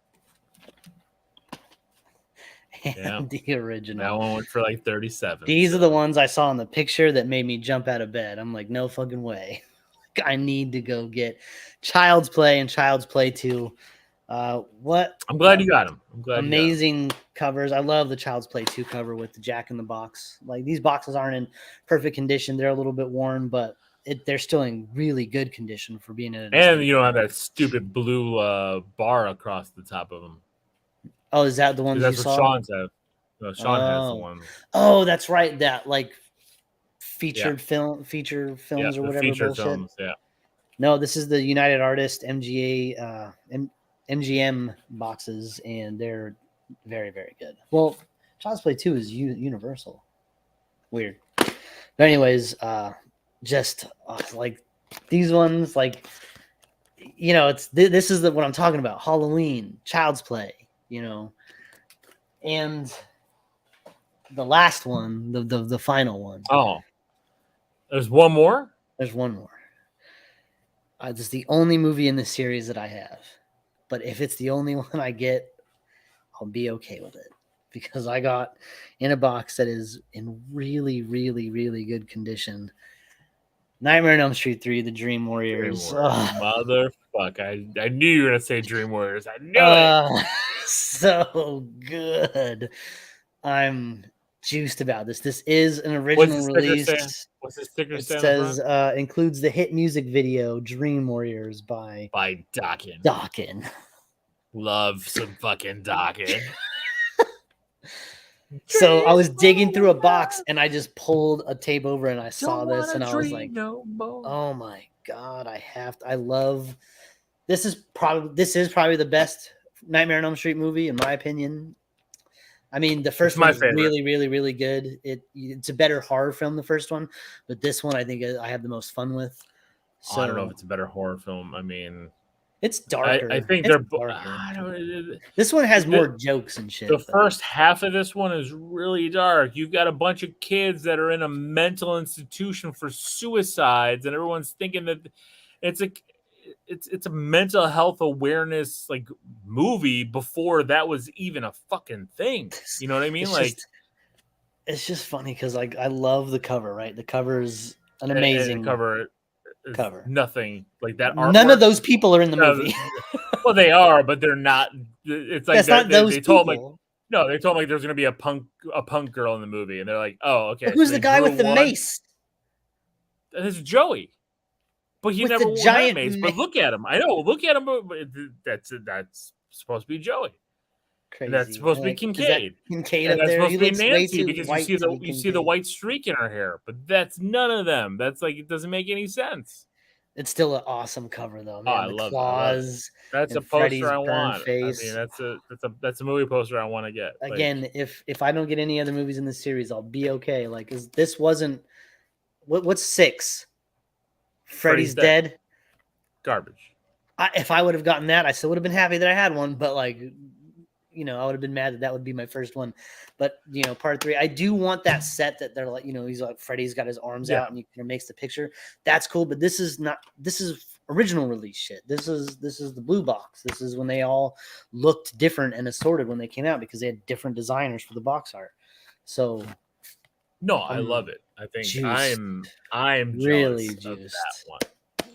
Of all the tapes you got, that one makes me jealous. That one is one I would buy to have like behind my Freddy figure and my Freddy yo-yo and whatnot. And this is the first thing I did was yank this fucking tape right out of the box, and I was like, make sure it's I was scared at first because like the box sticker, like it's just a big media symbol, and I was like, what the fuck is that? And then it's in there, you know, it says it, you know, Nightmare on Elm Street 3. So kick me out. No, you missed all of Tape Talk. But it's okay because I talked to you about most of it earlier. Yeah, we talked about it. Did you show him the blue tape? Oh, that was one of the first things I showed him. Yeah. I don't care about that anymore. I care about what he's got in his hands right there. Oh, that is the tape of tapes. That's the heat right there, man. That is a great cover. What's the sticker? What's the sticker on there though? It says it includes the hit music video "Dream Warriors" by Dawkins. Dream Warrior. Yeah, we were already singing it. Don't wanna dream no more. And we talked about the critters with the watermark seal. You told him how much it is. He looked it up. I've been looking at a couple $100. I told him easy. And Sean, Poltergeist 2 is watermark sealed too. I told him. But it's not original release. It came in a set with that. Yeah, but that trilogy like that with those is selling for like $50. So I told him to flip that critters. He can get 8 more critters like that if he wanted to. I was gonna say flip it and get a right because I saw one open selling for like $5, sealed selling a couple hundred. Flip it, go buy yourself a. It ain't hard to open up an eBay account. I have one. I just don't mess with it very often. But there's that whole box right there that's closed. So what's the total count, Steve? What's the total count of VHS tapes? Of VHS tapes in the collection. In the collection is 678 tapes. I told you. In the collection. I knew it had to be like in the 6s. It's a lot. It's a lot. 670, and that's not including what you bought today, or including what that's including what I bought today, and that's plenty of movies that I haven't talked about yet. That whole box, I'm going to start talking about a few of them here and there because I'm not going to be hunting very much. So you can't stop hunting though. Like no, but like when the opportunity comes, I'll take it. Yeah, you don't have to buy anything. Remember, you have so much shit. Excuse me. You're looking for the shit that you don't have. That's why you go hunting. You're done. Like you done, but you don't have animation, cartoons. You don't have a lot of that stuff, and that's the stuff that you need to hunt for. the rarities. I appreciate it if you just get that one to me, but you know, Look I mean, at if that you don't want cover. to, I can go. I'll buy it, but Look at that cover, man. Look at it. It's a great cover, though, right? Let's go in your box, dude. That's a great artistic cover, man. I love that cover. That one and this one. You really gonna give me that one? I didn't know. Yeah. You know, I really wanted it. So now I'm gonna start a black exploitation movie. There you go. I'm gonna have to get Shaft. If you're gonna put the black exploitation movie on there, I'm gonna put Soul Man in the box for you. You can put that. You got Soul Man? I do have Soul Man. If you want to give it up, I'll take it. The box is in pretty bad shape. But... It needs to be in bad shape. Yeah, that's pretty much it. The tapes, tons and tons of tapes. I have a lot of plans for the new setup when I'm eventually moved to my new room and have to redo everything. So are you gonna go for a whole 80s setup, 80s, 90s? My room is gonna be basically cut in half. Collectibles on one side and the movie shit on the other side. And one way is gonna be figures and statues and all that cool shit, and then the other side is gonna be like walking into like a basement video store. You know, I'm gonna get like a shitty wood paneling. I want to put wood paneling. I want to get like a fucking like plaid couch. You know, I want to have the posters up, the cool posters. You know, I got ideas of some cool signage to do. The shelving that I want to do is going to be great. I want to be able to have the movies face out. You know, but I have a lot of fucking movies, so I don't know. A lot of movies for you. You ain't gonna exactly. I'm gonna do that. I want to face them all out. I face out. Yeah, me and Sean follow a guy on Instagram that he does put certain movies pretty prominent above other ones, and he kind of cycles them in and out. You know, and that's definitely something. You know, do it themed. You know, theme it for the time of year. Like summer, be all action movies on display, and in the fall, scary movies and. That's a lot of work, man. To keep fucking changing out your fucking display. It'd be awesome. Freaking lights. I'm telling you, I want to make this actually feel like a thing, like a almost like I have like my own little video store. Like it's gonna be cool. So there's a VHS whatnot going on right now. Just Steve, you gotta get on this. Get some of these movies. Get some of these movies because especially that's the easy part, right? Because now you're just sitting there watching a screen, and if they bring a movie you want, go right for it. I definitely still need to get. I have no Friday the 13th. That's not gonna stand. You know.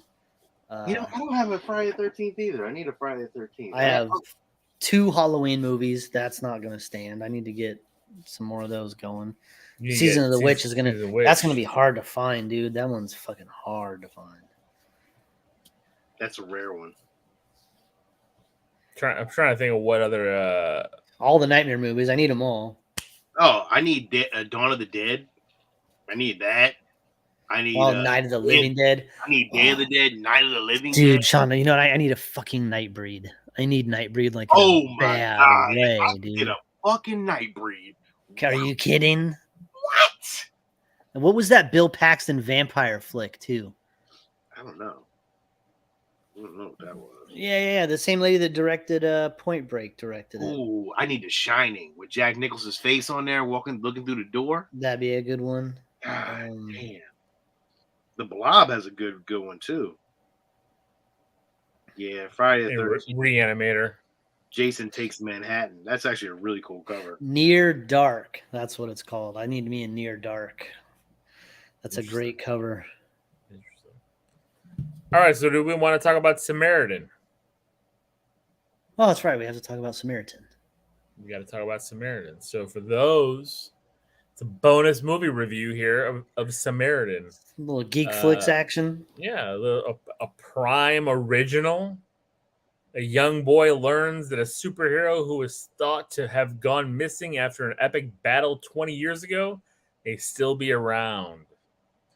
Samaritan stars Sylvester Stallone, the kid who was in season 3 of Umbrella Academy, Javon Walton. I'm never gonna get this guy's name right, but Pilu Asback. The one cat from Game of Thrones. Was he in Game of Thrones? He Yeah. looks like somebody would be in Game of Thrones. He was a piece of shit in Game of Thrones. Dasha Polanco, Sophia Tatum, Moises Aries, Martin Starr shows up in this, and I'm like, why are you in this, Martin Starr? Yeah, that useless.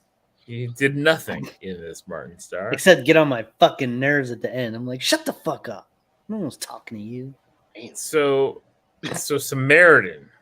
I know we watched the trailer and we were all like, oh, this is interesting. So then I totally forgot about it until Sean's like, hey, watch Samaritan, and I'm like, wait, is that Sylvester Stallone movie? So what do you think about Samaritan? So Samaritan, I'm gonna give it a sidekick. I did enjoy it; it was fine. I mean, it felt like it was straight out of like 1999.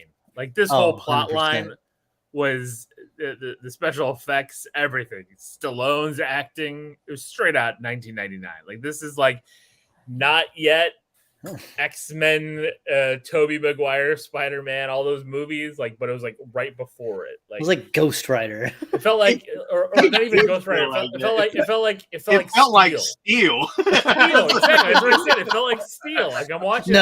This movie was better than Steel. It was better than Steel, but it felt better than Steel, but it felt like Steel. But that's not a. But to be better than Steel is not a very high bar. He's even carrying around the same freaking hammer that I agree a little. Yeah, I was like, is this a Steel? sequel? Is Shaq gonna show up here and fight Sylvester Stallone? Because that would be a hero. If Shaq came up here in the Steel outfit fighting Sylvester Stallone's Samaritan. They made it like the world. It'd be kind of like when Bruce Willis showed up at the end of Split, and you're like, yes. Oh my god, it's connected. It's a sequel. Oh my god. It was fine. It wasn't anything. It was like there's a weird gang that seemed like it wouldn't really exist today or in any day. I was like, who is this fucking gang with muscle cars and fur coats and fucking face tattoos and like wallet chains? Like, what is this? Their cars were out of like Mad Max. You know, I was like, are we in Beyond Thunderdome? They fucking slow motion walk while looking around angrily all the time. And like, where is this like housing project area that these people are living in that nobody's living in there? Because like they go shoot up the place and like no one is there, but like the kid and his mom who get like evicted for a day and then give the super $100 to unlock the door. But again, what world is that? It's Gravel City. It had its moments. I mean, Steve, I think you said it when we were talking about. Like, I read the twist. Oh, yeah. We're not talking about that yet. We do have to do a spoiler thing. Easily. But I did like the opening kind of story, and like had that like weird animation to it. I kind of was like, the opening was great. On that. That was. I was like, you know what? I like this. This is kind of like cool. And then, yeah, and then it went to like Stallone like brooding, and I'm like, how old are you now? Like 80? Hey, it doesn't matter how old he was. He was beating his ass. He's still beating ass. I know. I agree. Again, Stallone, he can keep doing it. Dude, he whatever he's doing, like, hats off, man. Holy shit. Tons of roids. We already know that. I mean, he's already been caught with that shit. So, but no, it's a high sidekick. I'm going high sidekick. It's not a hero, but it was fun. And for being a Prime movie where I don't, it's not. I have high expectations for Prime now. Like after stuff like this and like the Tomorrow War. I do have to check out that. I wanted to check out the series. What's it? Chris Pratt's doing. I didn't know it was a series. I thought it was a movie. Oh, the Terminal List. And then I went and saw it was a series. I'm like, I don't have 12 hours to kill on this thing right now. I'm like, all right, we'll get. Did you watch Terminal List? I watched it. It was okay. I don't think it's better than Jack Ryan, but it's okay.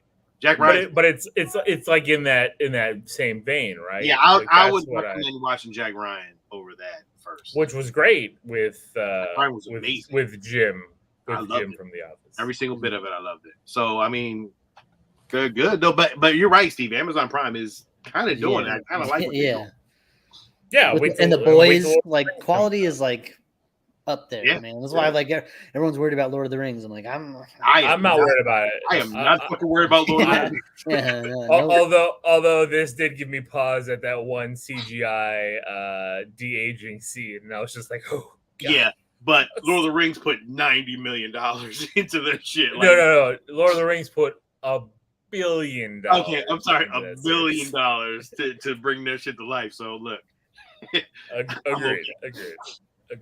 I'm okay. So I'll give it a high sidekick because I had fun with it. It was a quick, easy throwaway movie that had some fun.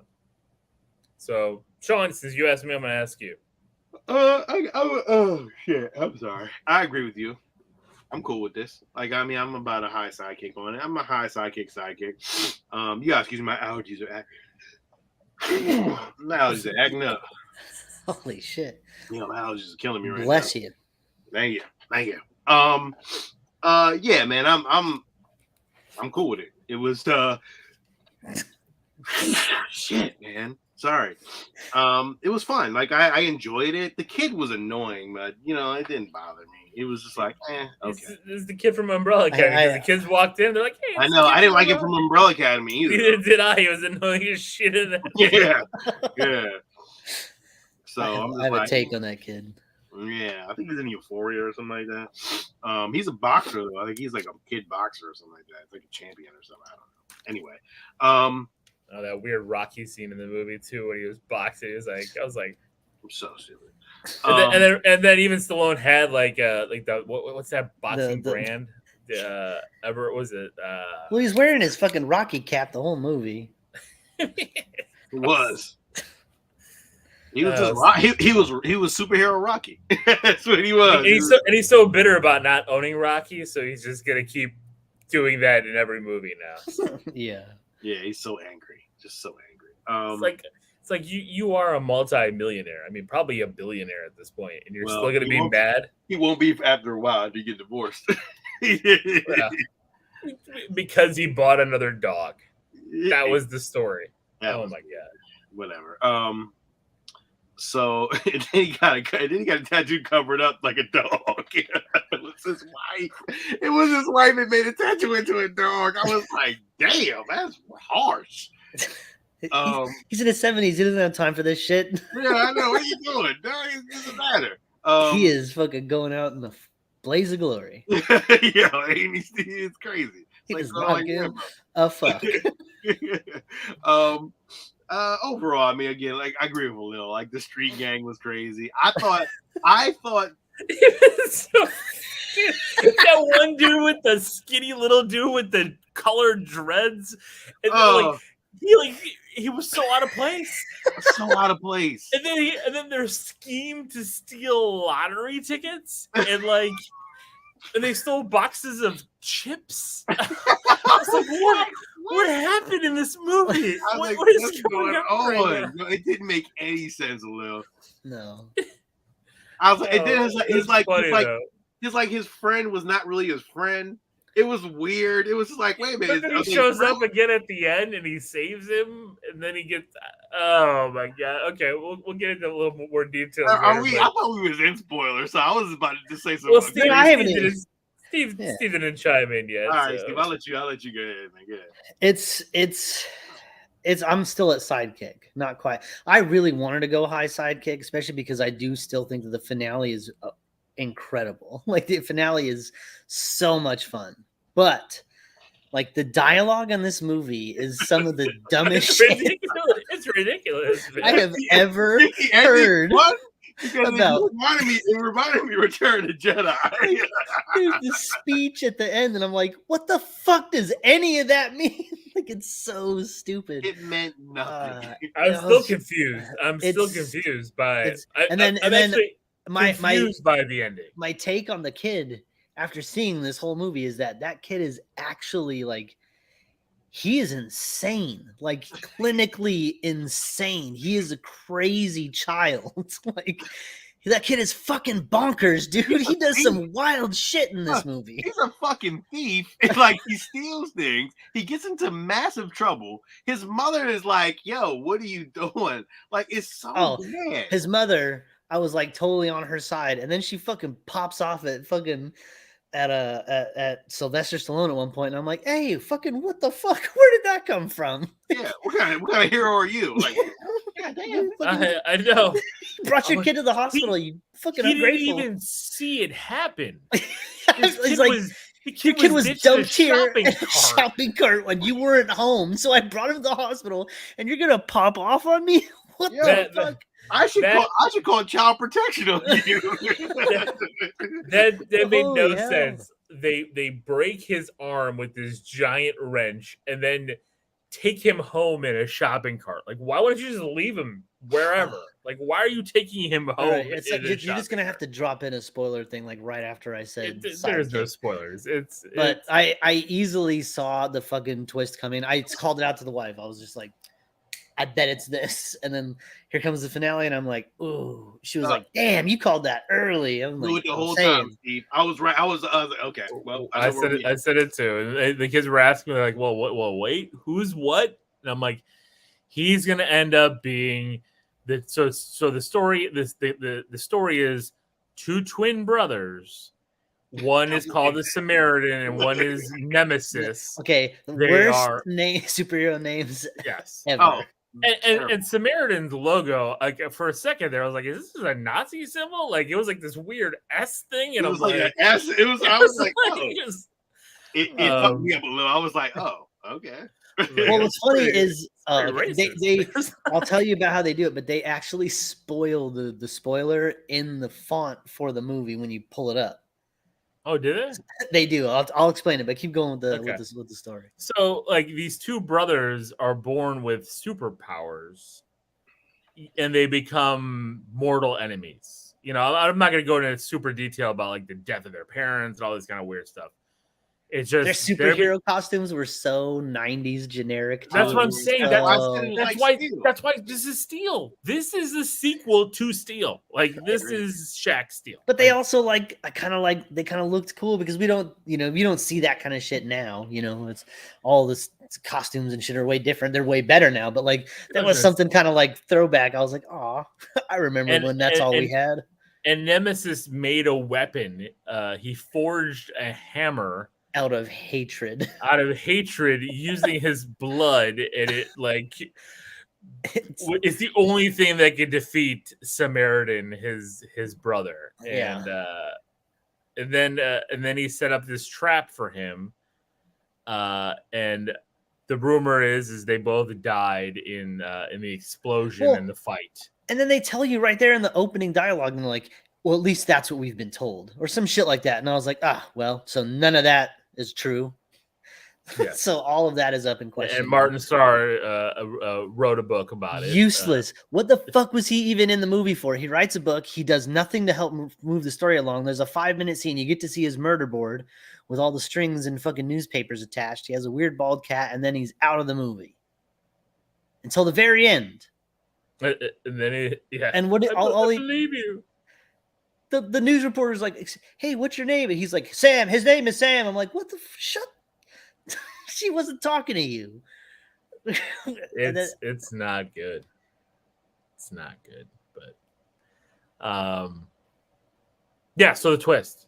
Just gonna say the twist is we think the whole time that Stallone is Samaritan, but we find out that he's actually the twin brother Nemesis, and he's the bad guy. Yet he's doing good things throughout, saving this boy and, but like, was he doing good things? He wasn't. There was no like his reaction when things happen. It was like when at first, like the whole situation with him and his brother happened, it was like, where was the change at? They didn't show that emotional change. It was just like a terrible CGI. Oh no, God. Dude, I loved that. That like reminded me of like an old video game. It was so You know what? That's the craziest thing. bad. That's what Ava said. Ava's watching it with me. Yeah. She's like, "Why does this look like a video game all of a sudden?" It I'm did. like, It looked like an old because it's retro 80s terrible video game. CGI. Oh, young Sylvester Stallone with his hair blowing in the wind and his fucking, skinny face again. Just like, This was man. legit PlayStation 3 CGI. It actually didn't look terrible when he was holding still, but the second that head started moving around, the brakes just fell right off of it. So the whole time we're expected to think that this is Samaritan. He keeps saying that no, I'm not Samaritan. I'm not a hero. I'm not that, because he's not. He was really the villain and led his. But like the the convenience of everything, the convenience of everything. The fact that this kid just wants to find Samaritan, and not only like is the guy that is Samaritan lives in his apartment building, he lives directly across the hall from him. But that's what or the courtyard or whatever, did. and it's just like, That's why this movie was made in 1999. Why does he even befriend this today. child? He has no reason to befriend this child. I don't know. I don't know. He just does.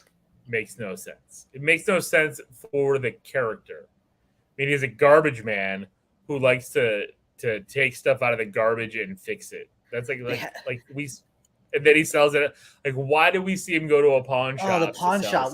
For what? Like they had to add that scene and the Martin Starr shit just to make it into feature length film territory. Like, oh, we have to have like 10 more minutes, so let's do this random pawn shop scene. And so the bad guys, the gang, the main guy, he believes in. He has a nemesis tattoo on his cheek. And, he's like, this is how I like. He pulls his fucking shirt down. It looks like a Sharpie marker on his chest. I'm like, the tattoos were terrible. Just terrible. God awful. And he clip art tattoos. I hate seeing fake tattoos in movies. He believes what Nemesis was doing was correct, because to help the poor. Samaritan was only protecting the rich people, and Nemesis wants to bring everybody back, and he's gonna take out the grid. And I'm like, what grid is gonna take out half of the country? Well, they grid? They tell you that there's an offhanded comment where one guy's like, "Oh no, if they hit that power station, it's gonna wipe out half the country." Exactly, but that's it. There's no power station that. No, that's not. No, but this is true. in Gravel City, and let me tell you something about Gravel City. They would have some shit like that, because Gravel City doesn't make any sense. Because fucking at one point, Sylvester Stallone's driving around his garbage truck, and the side of it says "City of Gravel City Waste Management." Okay. City of Gravel City. Okay. Wait. So his whole reason was to get the hammer to do what? To smash a TV. To be Nemesis.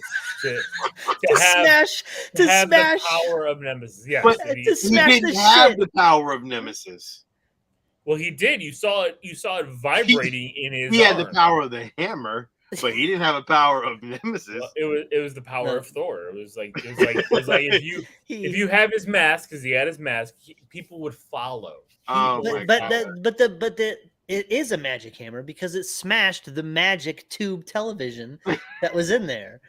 Another source of very strong convenience. When the guy walks in, he's like, "Have you seen the news?" And they're like, "No." And he turns the TV on, and not only is it the story he wants, but it's right at the beginning. Like right there. I did love I was like, that is a magic fucking TV. Data East arcade machine. I was like, I want that arcade machine that they had in their gang thing. You know what it reminded me of, Steve?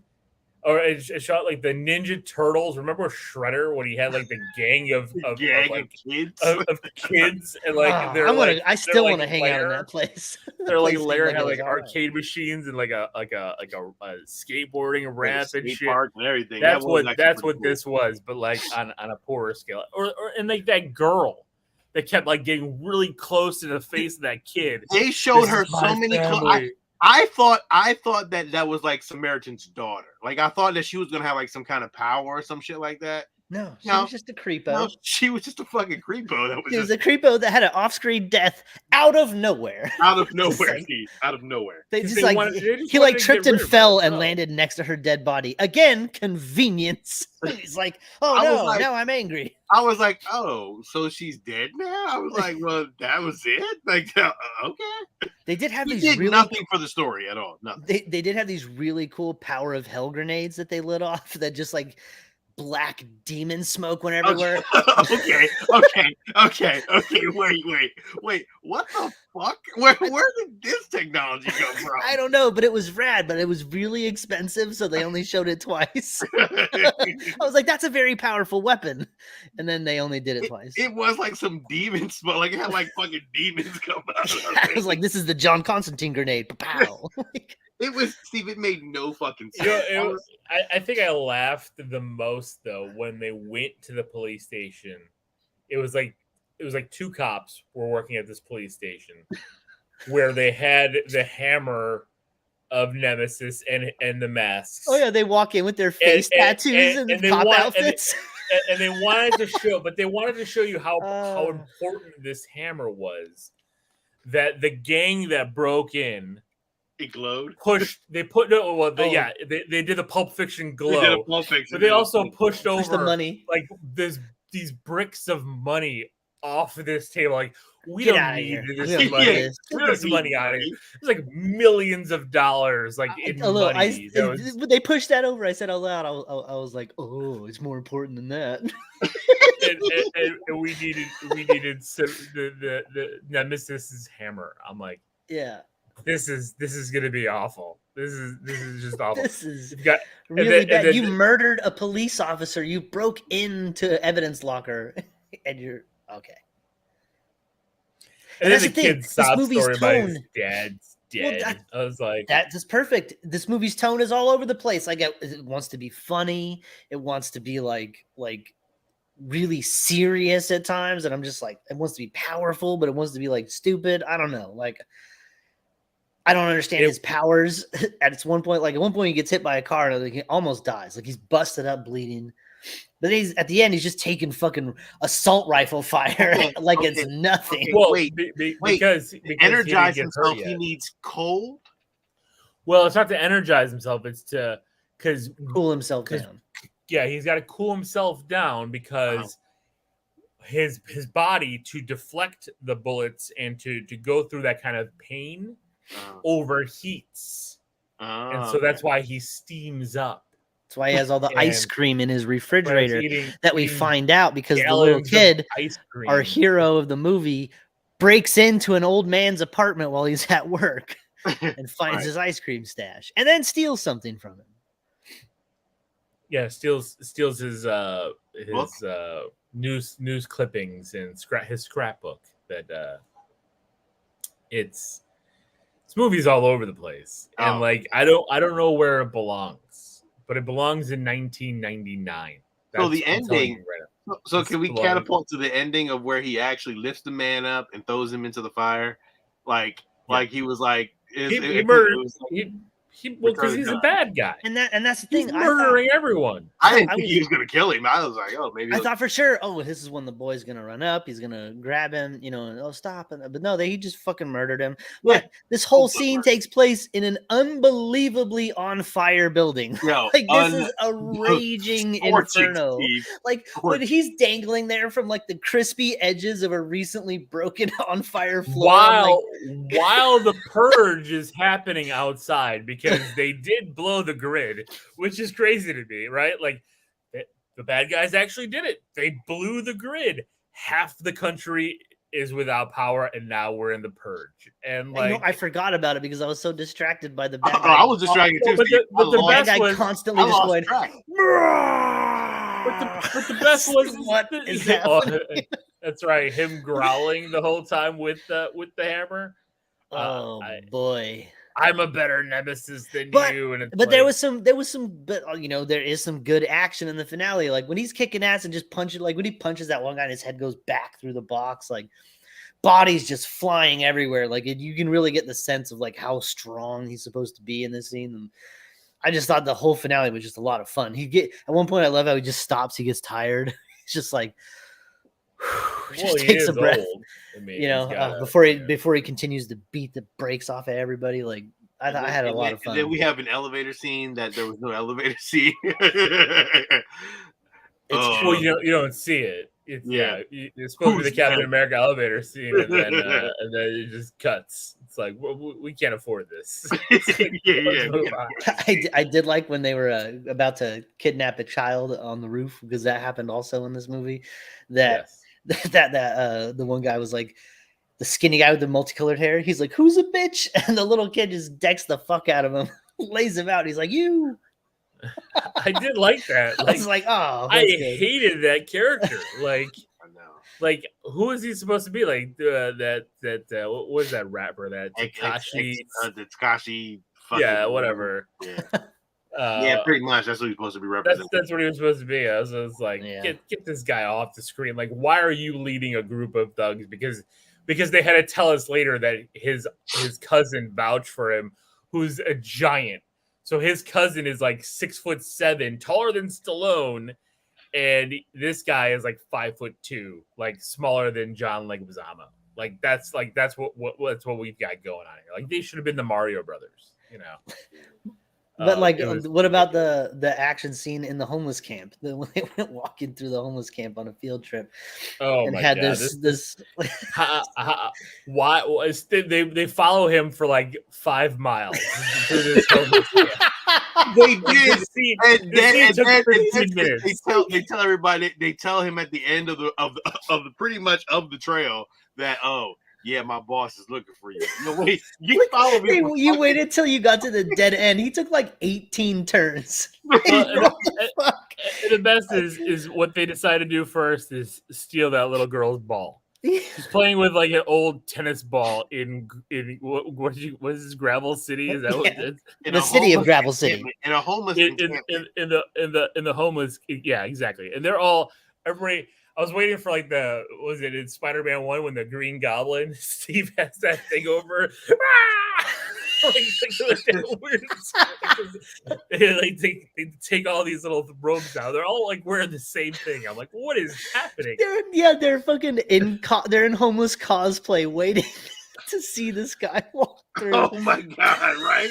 They took all the blankets off and shit. I was like, what? They robbed all these homeless. What is their beef with homeless people? This whole scene is just like, and then like they steal the little girl's ball, and I was like, ooh, they're fucking bad. Like, god damn, those are bad guys. Sean, this is when I see this scene. This is what I think about. This is New York. This is what New York feels like. New York, it's like this, and then Jason takes Manhattan. Like those two scenes there, that's all New York. That's New York. But then back to the dialogue, like when that little girl, like she's on the news later. They're like, "So what do you think about this?" She's like, "Gosh, a real superhero." I was like, "What the fuck?" Nobody talks like that. Nobody talks like anybody like this in this movie. I did like the jump move over the car and pulls the car up. Like when he flipped down his side. That was really cool. Yeah, credit where credit's due. I was like, ooh. This is why at times I'm like, you know what? I don't hate this. Like I love the opening credit sequence. I'm like, I saw this scene. I liked seeing Stallone kicking ass. I'm like, that's it. That was a Captain America move with the car. That was like it borders line on the high sidekick. It borders. Like I'm still toying in between. I'm still weaving. But like when he does that heroic shit, he also takes the top of that gun off and stabs that dude with it. And that's what shit. That's when you knew at that point, like when he was murdering all those people. I'm like, he's not the Samaritan because like he's not the hero. He didn't have he didn't have a lot of one-liners, but he had one, and it was pretty good. When he fucking stabs the one guy with the bomb and leaves it in him, and he's walking away, he's like, "Have a blast." So good, so terrible, but awesome. So Steve, I'm looking at the poster here. Where does the movie poster? Where does it give away that he's not the Samaritan? What is the logo behind the Samaritan? It's just the sideways N, and it's in red. It's not the Samaritan's logo. Oh well, it's not. It's an S. I mean, you could say it's an S. I don't know. It's Wait, Samaritan Nemesis logo is the red N. you know what? You're right. Yeah, but it's got the hammer through it. But yes, Still, it's right there. It's not Samaritan's logo. They established that really early on. yeah, because it's got that weird like. That's interesting. And I like that it's kind of like you could look at the poster too because it's got underneath the Samaritan like you think it's showing a reflection of him, but it's the two halves of the twins. It could be, you know what I mean? Like he's the Nemesis and Samaritan. Well, and not only that, but the red N is dripping like paint or like the blood drips, and Yeah, the Nemesis mask had that red blood drip shit on it.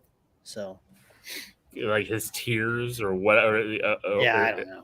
out of anger. I still that But was then just the okay, most ridiculous thing. He well, forged the hammer out of his hatred for his brother. and then What? yeah, it's and apparently that power can just be wielded by anybody holding a hammer. I mean, okay. A hammer of Thor. So that, but like this whole fight, just the area that they fight in, like it was just so on fire for so long, and like then there's like this like a lot of like Joe, Sam back and forth, and then like they're just talking, and I'm like, get the fuck out of the building, it's like how, and then he proceeds to. I would have loved to have seen this scene reenacted in The Boys, where Samaritan picks up a child, jumps through a brick building, across a street, into another building, and crash lands. That boy is no more. Well, That boy that's what Ava said. died. Ava said that to me. She's like, how did the boy not get hurt? And I'm like, like that boy like is dead. Samaritan protected him. She's like, oh no, that didn't happen. Yeah. And then, I then they was have this like, I loved it. speech. Then they have this speech, and it's like, is it true? And he's like, you can change. I'm like, he's proved throughout this movie that he already has changed. What do you mean you can change? And then Sylvester Stallone goes on this whole thing about like, you can choose, and I know you're gonna make the right choice. I'm like, what is the fucking question? Like, what is he choosing? Like, it's just all this grand speech at the end, and none of it has any substance. It says here that this film is inspired by Unbreakable and Finding Forrester. What? What? Again, none of them had fur coat gangs. Why I feel this movie was made in 1999. Like that's because in 2000 we got Unbreakable, which was like a great movie. I remember seeing that and like this changed the superhero genre. Then we get X-Men, then we get Spider-Man. Like it was all like great. This was like right before it. Like this movie, you know what? Being made in 2022 makes no sense. If you think about this movie, if it was like set in the 90s, it makes a lot more sense. But they fucked it up with one scene when he kicked that one dude through the wall at the homeless camp, and everyone pulled out their fucking iPhones and was recording it. I was like, oh, so you had to do that. If you didn't do that, like it could have easily just been set in the 90s, and then it would have made a lot more sense. Yeah, I'm trying to like the trivia for this is stupid. Like, so I'm not gonna talk about it. Like you brought it up, Steve. Like the kid's boxing background, like he's a boxer. And okay, that's enough. There you go. There's Samaritan. I mean, check it out. I really do think. I think we put it on roast a little bit, but I can't talk it down enough. The finale is pretty fantastic. Like it's pretty good from the rooftop on. It's pretty solid, except for some cheesy dialogue. Like the action's really good. Yeah, I mean it's a great movie for Sly. Like you know what I mean. Like I like seeing Stallone do his thing. You see it here. That's it. Everybody else in this movie, I don't know what movie they're in. They're in different movies. They don't know what movies they're in. I mean, for a coat gang movie, like the kid is like doing a whole bunch of different things. Like remember when the mom, worst mom ever, but of course we have we've got to give her she's a hardworking mom as a nurse, and I'm like, okay. What was great was when he drove the garbage truck into the building, like That looked Oh, awesome. and it flipped. Yeah, it, Yeah, I it was like, flipped. holy shit. Like, he just fucking threw that whole truck into that building. It was really good. It was again. I enjoyed it. I'm not saying don't see this. It's free on Prime. It's hour 40 minutes. If it was longer than that, I was actually probably could have cut a nice 10 minutes out of it. Oh yeah. Especially them walking through the homeless encampment for 25 minutes before anything happened. That was a 25-minute walk. But and you could have cut Martin Starr completely out of it. Like that scene didn't even need to happen. No. But whatever. There you go, Samaritan. Check Samaritan. it out. Sidekicks. I'm going back to Sidekicks, it. I'm going back to my sidekicks all first the way thought of around. it was a sidekick. I was teetering back to this. It's a No, sidekick. the dialogue alone put me to a sidekick. I'm like, I mean, you got to make at least a little bit of sense. But they had balls. He fucking murdered the bad guy at the end. Just threw him into a pit of fire, dead. After he wrapped the fucking sledgehammer around him. Pretty good stuff. I still don't. And like, I don't know. I can't. There's no logic to this movie. Like, that's it. I'm just gonna leave it at that. Like, God, that guy was still alive. Imagine him burning up with that hammer on him. He would have been. They should have showed that. That would have gotten a hero if you just saw him screaming. No, if I would have gotten a post-credit scene of more young Sylvester Stallone, it would have got a hero. I want to see that. Where did he go after he left? That's what I want to know. He just disappeared. Did he just go home? Like he went and filled out an application for the city of Gravel City waste management. Gravel City Gravel. Now he had a gravel company. He went from Gravel City to Cement City. Like he had to go to a whole new town. It was over. Wood City. Yeah. Like for someone that's hidden their identity. Wood City. He's like Wolverine Origins, where he's working as a lumberjack in fucking Canada. That should have been the post-credit scene, like him with a fucking lumberjack, like flannel shirt, fucking chopping wood and shit. He's like the fucking the fucking equalizer now. Now it's like Samaritan 2. You know, he left that superhero fight and went to go fight in Vietnam, and then went right into Rambo.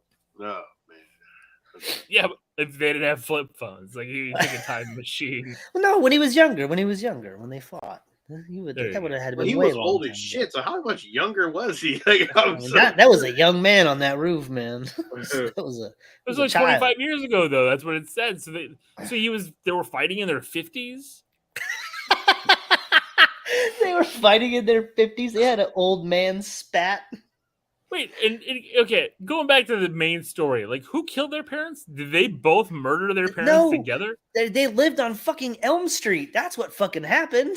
They lived there. The town mob rose up and nailed their doors shut and lit the house on fire. Oh yeah, because they were both of them, right? They wanted to kill them. Yeah, they said that they were freaks. So weird. Like this whole situation was so weird. Why couldn't they settle their parents? Like it was like the Salem witch trials or some shit. I'm saying why would they see their parents? Like they got out. They were strong enough to break the doors down. So what if they nailed them shut? Like they were superheroes. But like this town mob sucks. Like they lit the house on fire and then they all just left. Like these two little boys are just watching it burn. Like did nobody go like, hey, like, hey, they got out. You know, we got to handle this. This is what we're here for. So they were all just like, job's done. Did they kill everybody in town? Like, you know, did they go Brightburn on a motherfucker? Like, I would. Well, that's what Nemesis wanted to do. That's why he was Nemesis. Right. But for some odd reason, they just started fighting each other. Well, no, it made sense what Nemesis wanted to do.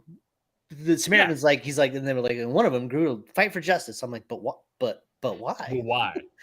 Yes. But why? That's what I'm saying. Like, I was so confused by the story. I'm like, wait, why?